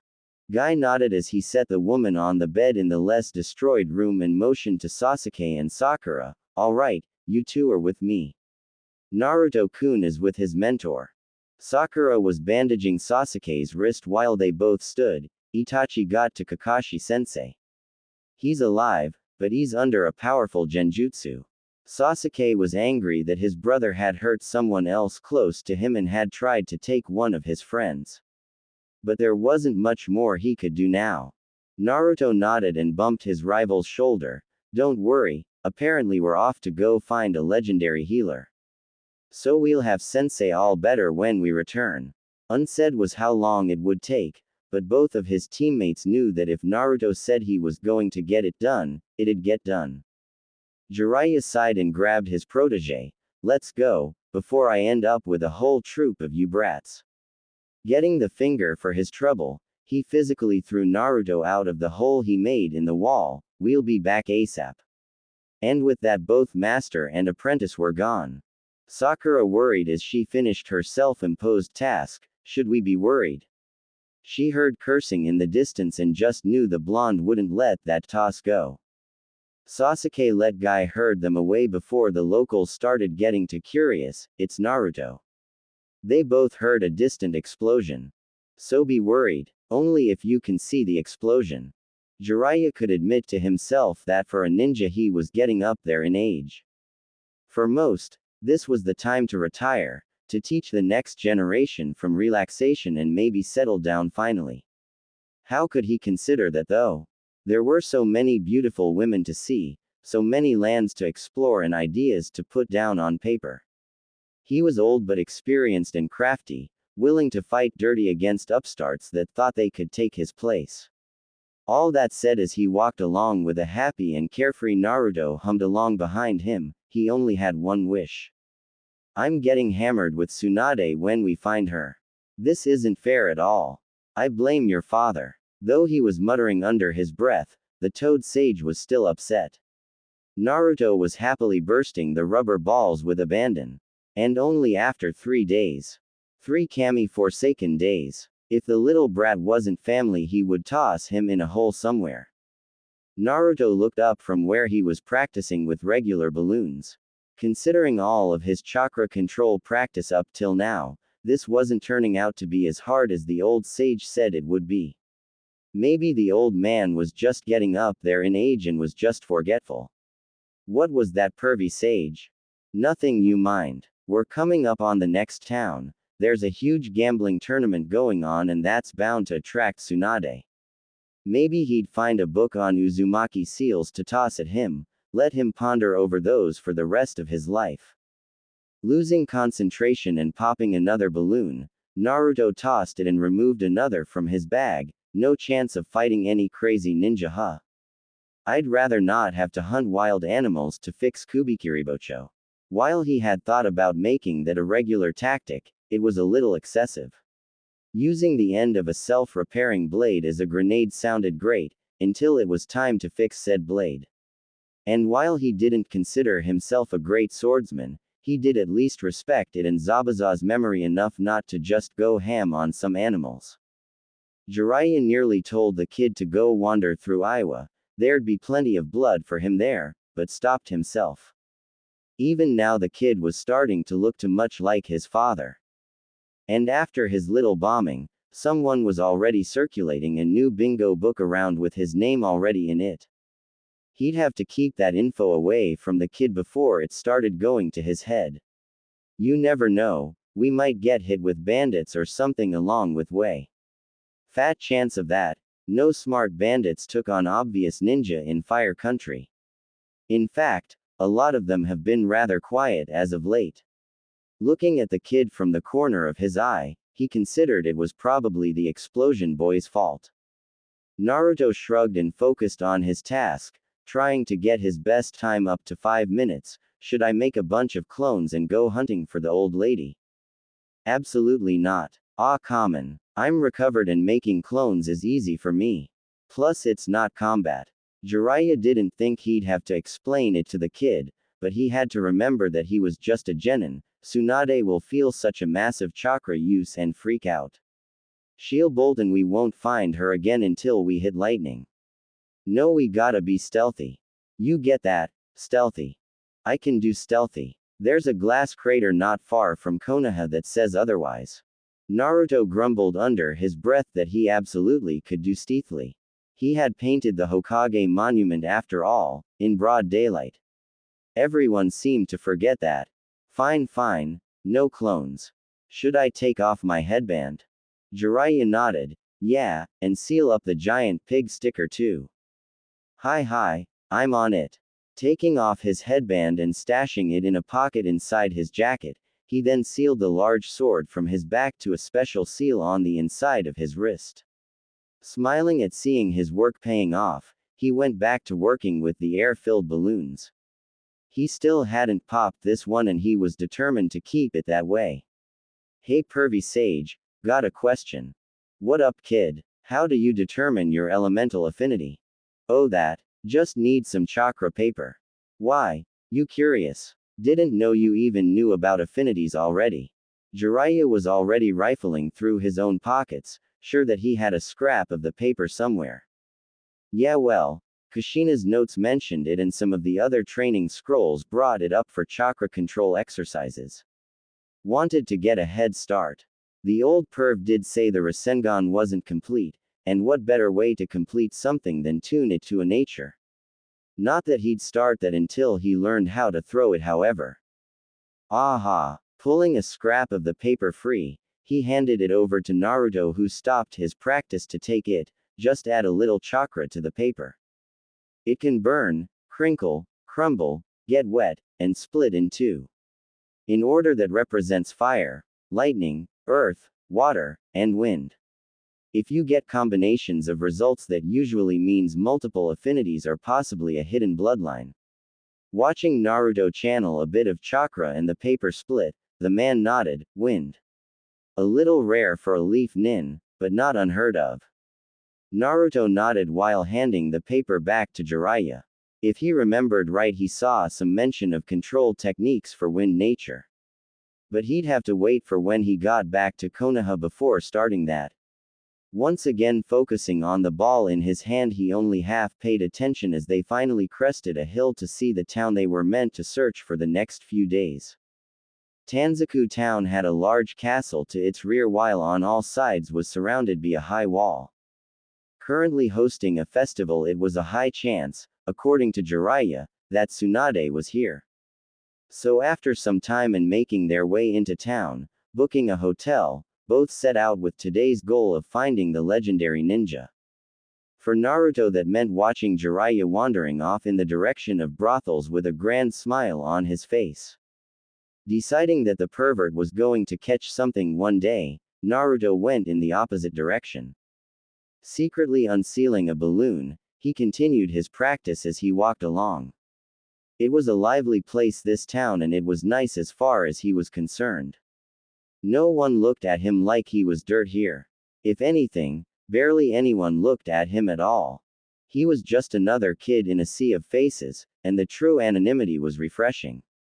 So he wandered while keeping an eye out, enjoying festival food and even buying a black Oni mask for the fun of it. Though eventually his wandering took him along a route that dumped him in front of the castle itself. Apparently a major tourist attraction, but as he walked further and further in, seemed to get more and more empty until he was alone along some back road. He could have took to the rooftops but he didn't see the need. Jiraiya was fooling around, so why shouldn't he? Though his senses picked up someone with chakra, no, someone's coming his way. That couldn't be good. Feigning ignorance while continuing to play with the balloon, he was not prepared for the pale face that walked out from the intersection ahead of him. Oh, look what the snake brought me.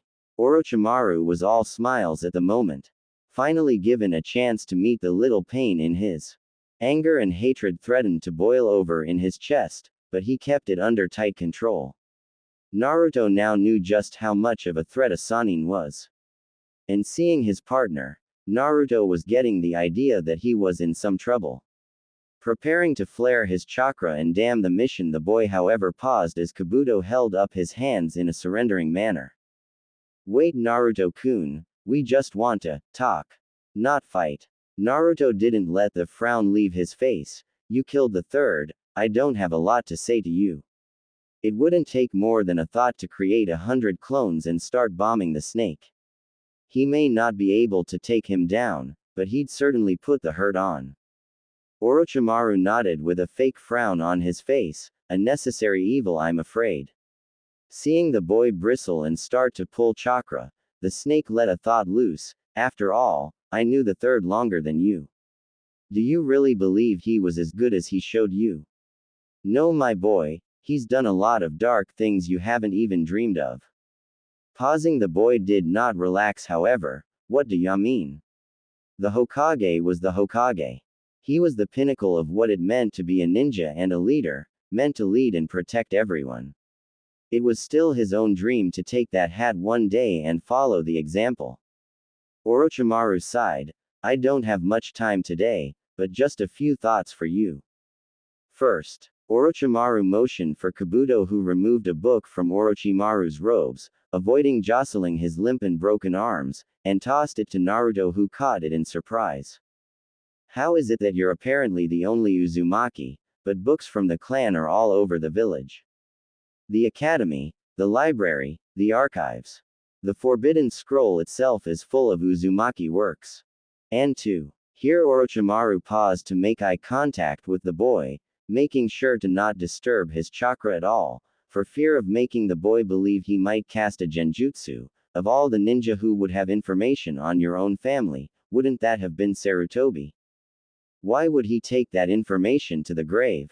What was he hiding? Extending his tongue to point at the book, Orochimaru grinned. In there is information that you should have received a long time ago. And I have more. So much more. You don't need to decide anything today, but one day. One day I'll send Kabuto for you, when you're ready to hear the truth. Turning away, the man began walking, leaving a confused Naruto's mind in turmoil. Kabuto smiled, though Naruto noticed it never reached his eyes. It goes without saying you should keep this conversation to yourself, little maelstrom bomber. And then they were gone, and Naruto was looking down at the book thrown to him. Flipping through it, it was a book on seals he had never seen before, full of diagrams and formulas he couldn't even begin to figure out at the moment. It was what was on the back cover, however, less than a few sentences that gripped his heart in a vice. To my Sochi Naruto, may one day you continue my work, and live a peaceful life. Signed, Kushina Uzumaki. B. Mask now down and around his neck, reading through his mother's book slowly. Naruto hadn't put it down since he had read the small note to him. He had considered that it was a fake, but discarded that almost right away. The notes were written exactly the same as all of her previous scrolls and books, down to the handwriting and the little repeating terms she used. Of course, there was the obvious that the snake bastard was using or wanted to use him for something. But apparently there was a chance that everyone was doing that lately. How many people knew about his parents already? If he thought about it, it was hard to imagine Jiji, the Hokage, didn't know. But what about Kakashi-sensei? Jiraiya? If they knew, why wouldn't they tell him? Why keep him in the dark? Now wasn't the time to spiral in a circle chasing answers he wouldn't get. For now he'd focus on the book and train. Get Tsunade to help back at the village, and then he'd get some answers. Idly he noted his teacher walking out of a bar. Hey pervy sage, any luck? While he did his best to keep his tone even, it still didn't have the same energy as earlier. Jiraiya scrubbed his hair. Nah kid. We'll just have to pick up again tomorrow. Naruto almost nodded as he finally looked up and looked around the street they were on, not realizing he had made it back closer to the town center. And there, off to their left was a blonde head of hair, that her. Pointing, Jiraiya turned and promptly slapped his face. Of all the devil's luck. Remind me to take you gambling one day, kid. Seeing the kid shrug with an unreadable expression, Jiraiya led the way into the next little restaurant with a grin. It was walking up to a table containing a pair of women that Naruto thought that the old man didn't do her justice. Under genjutsu or not, the woman was a looker. Well, look at this, I'm just running into all kinds of old friends today. Tsunade's mood was already sour. Sure, she had won a lot today, but that was part of the problem. Winning a lot meant bad things.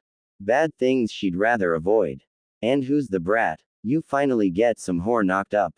Naruto scoffed and sat at the bar across from the table. If this old perv was related to me, I'd probably blow myself up. Going back to his book, he determined to tune himself out of this conversation. They found the old bag, so now it was Jiraiya's job. Muttering about disrespectful apprentices, Jiraiya sidled into the booth across from his old teammate. You're looking lovely as ever, Tsunade Haim. Cut the shit, what do you want? Working on her second bottle of sake, she wasn't in the mood for the old pervert today. Dropping the act and focusing on her, Jiraiya nodded. I'm sure you've heard about the third. At the woman's nod, he continued. Well, the council has given us the mission to bring you back. The Hokage position is empty, and you've been nominated. You're being recalled, Tsunade. Leaning back with a frown, a nervous Shizune looking between the two legendary ninja, Tsunade eventually shook her head, so Orochimaru was telling the truth then. The old goat finally bought it. Taking a drink, the unlucky gambler shook her head. Don't want it. You can have it. Jiraiya reached over and took her bottle, taking a drink himself. You know I can't do it. Don't have the clout or respect that you do. Plus think of the good you can do. You could finally get the medical corps up and running. Change squad compositions around, maybe reign in the council. Waving a hand to knock his words away, the grumpy and slightly intoxicated woman denied him. There's no worth in being the Hokage, the hat only leads to death.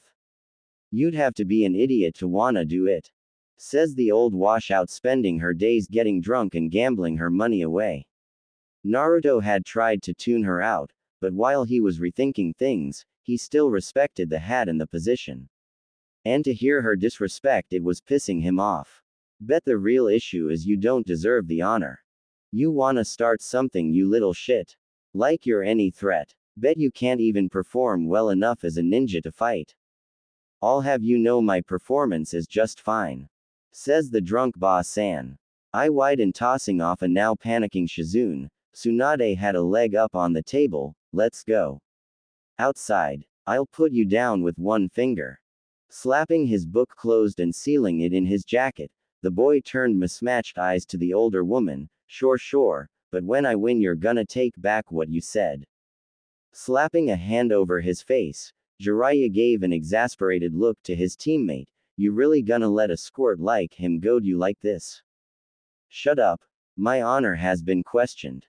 Tsunade was already over the table and following after the other blonde. Shizune was trying to calm her mentor. Tsunade-sama, perhaps this is a bad idea, like a really bad idea. Jiraiya placed a hand on her shoulder as they left the bar. Jiraiya-sama, control your apprentice. Out of my hands. They're both hotheads who don't listen. Tsunade was rolling a shoulder and working out a kink as she made her way to the center of the street. One finger is all I'm going to use on you, boy. After you lose, you and the pervert are gonna leave me alone. Naruto had his hands in his pockets with a frown on his face, toy mask up and grinning for him. He had a million questions now, but only one way to get any of them answered it seemed. When I win you're coming with us, and I've got some questions for you. Tsunade laughed. Win. I'll tell you what, if you win against me I'll do anything you want. She may have had a bit to drink, but she wasn't going to lose to some wet behind the ears genin. Grinning, Naruto nodded, deal. And then he exploded, spewing smoke everywhere. Tsunade blinked. Did the kid just, wah, a foot connected with her side, launching her into the nearby wall. Reacting a second sooner this time, a hand came around to grab the next foot, searching for her neck. Gotcha. That's more than a finger. And then the clone exploded, flinging the older woman away. She rolled once when she hit the ground before coming to her feet and sliding to a stop. 3 clones almost immediately appeared in front of her, hands outstretched. You're underestimating me, brat. Her fist came down, breaking the street and opening a deep fissure. All 3 clones dispelled, but she noticed a second too late the completion of a shunshin behind her. She, hand outstretched with a wrist full of exploding seals already primed, the clone had a fanatic grin on its face. Boom bitch. Another explosion, another tossed Sanin. Naruto himself was touching down on the opposite side of the street. You know, I'm 2 out of 3 for tossing Sanin on there. Looking over at Jiraiya, the blonde boy smiled. I'll make it 3 for 3 one day. Tsunade was already up and ready to launch into a full assault. The little shit had some talent after all. That's rich, brat. Allow me to show you why I'm a legendary ninja. While the night air was getting chilly, Naruto however only smirked as he waved a green jacket in a free hand over his shoulder. I don't know, I'm kinda liking this new jacket of mine. I'd hate to ruin it. Pausing, Tsunade blinked once, twice, 3 times. Was that her jacket? Why was Jiraiya panting and taking notes in that god-awful book of his? Tsunade looked down and noticed that all of the explosions and being tossed around had given the girls a chance to come out and play. Huh, you little shit. Fixing her shirt, she held out a hand for her jacket, blush heavy on her face. Naruto bounced from side to side. You said if I win you'd do anything. And I'm pretty sure forcing you to fight harder than you thought and stealing from you could count as a win. Naruto however had to switch with a clone as the woman simply blurred. Die, you little pervert. Again somehow missing the seals, Tsunade was tossed away. Surrounding the area with clones and seating himself next to his mentor and Shizune, Naruto shrugged. Alright, I've worked off my steam, you wanna calm her down now? Idly he pulled his mask down around his neck. Jiraiya had his very talented student by the shoulders. My boy, you've done me a great service today. I can't thank you enough. It was a memory he would happily die with in his heart. Worrying over her mentor being exploded and tossed from one side of the street to the other, the young woman among them frowned. This isn't very nice, Jiraiya-sama. Jiraiya sighed. She's the one who lost her temper. Watching however as the woman was trying and failing to fight the clones, the old pervert did eventually nod. Alright Naruto, call em off. And give me that jacket. Fiend. Handing it over, the boy too was going to keep that particular memory in his heart for a while.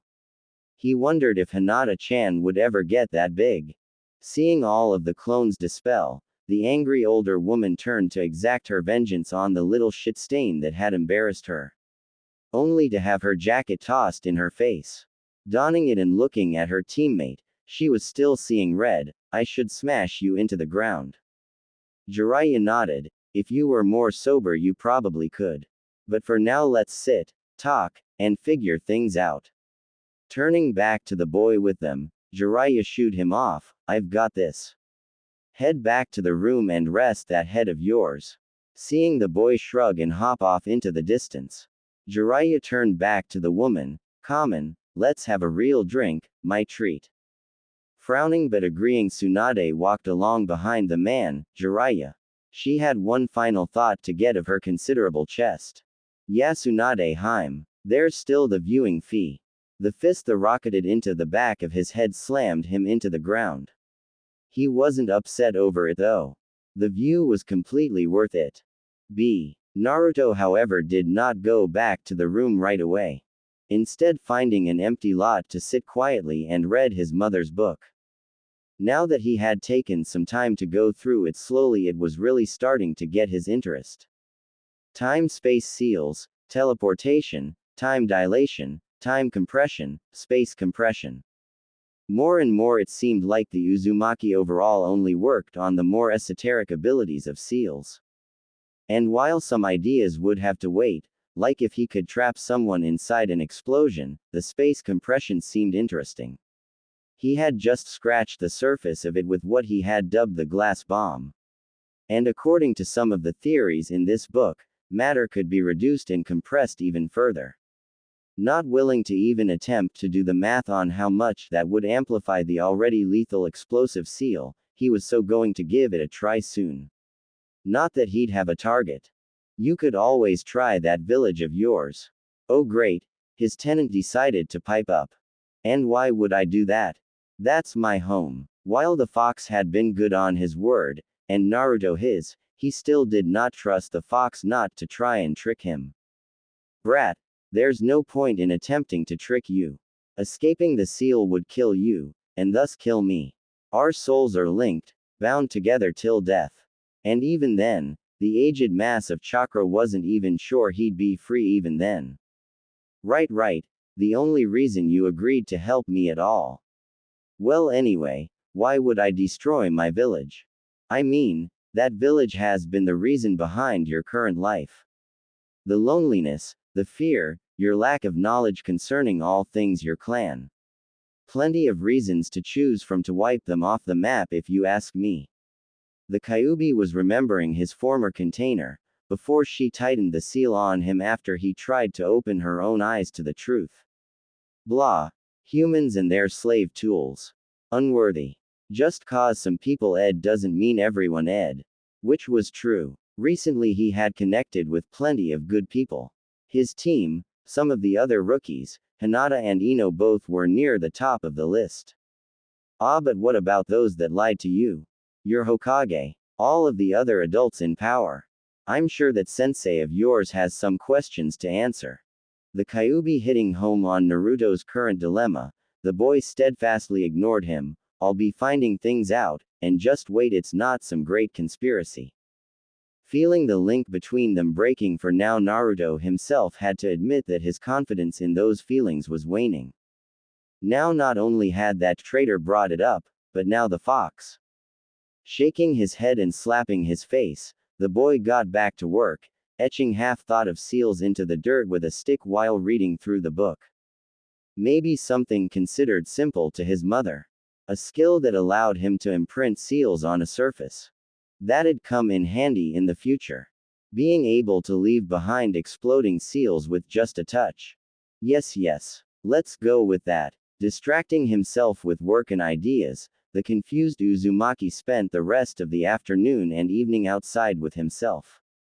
Eventually, when mentally he couldn't do it anymore, he dragged himself to their shared room to pass out and continue again the next day. The pervert was asleep and snoring loudly, and he almost wanted to kick him awake, but he decided that took energy he didn't have.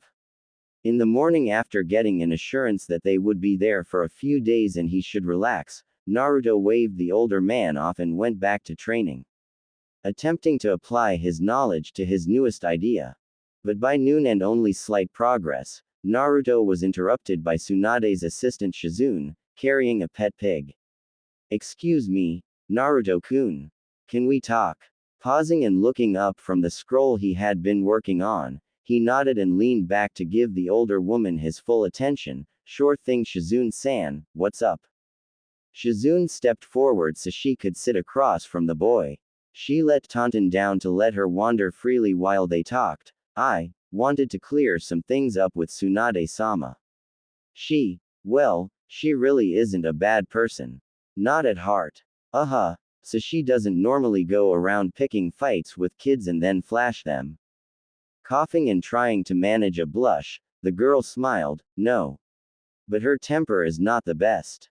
She's been through a lot, and sometimes anything to do with the Leaf Village is a bit of a trigger for her.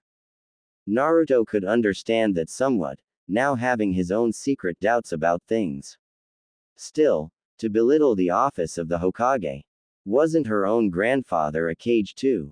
Shizune agreed. Yes, but Tsunade isn't wrong. Everyone who's taken the office has perished. And, so have many close to her who have sought to claim it. Shizune thought of Dan and Nuaki, two of the closest people to her master, and herself. I'm not saying she's correct, but most of the people she's cared for have died for the village. It's painful for her to think about it. And she's made it clear she never wants to go back. Naruto tried to consider that. Would he be able to give up everything if his important people were taken from him? Would he come to hate Konoha if Iruka or the Tsukis perished? What about Team 7, or Hinata-chan or Ino-hime? The longer he thought about it, the more he could see her reasons. But in the end everyone she lost was striving for what they wanted in life, right? They had a goal, just as she did. She could have died and they'd be left behind, and would she want them to forever live in the past? Shizune gave a tired sigh. It's a conversation we've had before. I don't know if I'll ever get through to her. But I just wanted to give you an idea of where she was coming from. Naruto was back to looking through his book, understanding that the older woman was done with him. It's okay. I'm not holding a grudge. I'd like for her to at least come back and help heal a couple of my friends and my sensei. But if she takes the hat, well, she can keep it warm for me, I guess.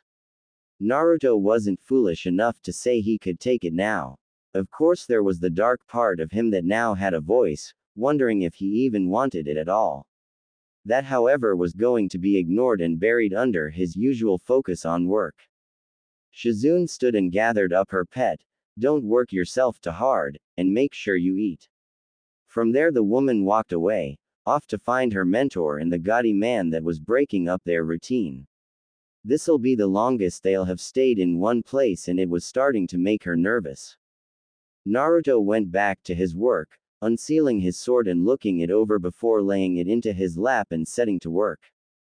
This seal was supposed to be simple and contained two parts: a marker, and a summon. One, the marker was going to be placed on his palm while the other, the summon, was going on the handle of the sword. Once finished and ink dry, he stood and tossed the blade at a nearby tree. The blade spun, off balance due to the missing length, and dug its way into the trunk and stayed there. Channeling chakra into the seal and waiting, with a poof the weapon was back in his hand. Tossing it again, he attempted to summon it back while it was moving. With a poof, it was again in his hand, all momentum gone as well. That he figured was a success for the day, though now he'd have to bake the seal properly into his palm so it didn't rub off over time. He would need to redo the process with some of his blood mixed into the sealing ink, but he could finish it quick and move on. Because with this test he had proven a couple of things at once. First, things could be teleported instantly, and two, things within that space were in fact unchanged. Which meant, the next version of his glass bomb, one that could further compress within itself using rapid teleportation of mass, was a go. Naruto unsealed a roughly 2 meter by 2 meter sheet of chakra paper and smiled in a way that would have probably had his team trying to steal his ink and brush by force had they been there. But that was okay. They'd meet the big glass bomb. This one was reserved especially for Orochimaru. Sure, the old bastard had made a good point, but if there was one thing Naruto wasn't going to do, was run off with that apparent pedophile. First he showed interest in Sasuke and now him. Yeah, no thanks. But Naruto would be making plans to get answers. Either from his sensei, or from the next Hokage who had access to those answers. And if he didn't like them, well, he was a notorious prankster for a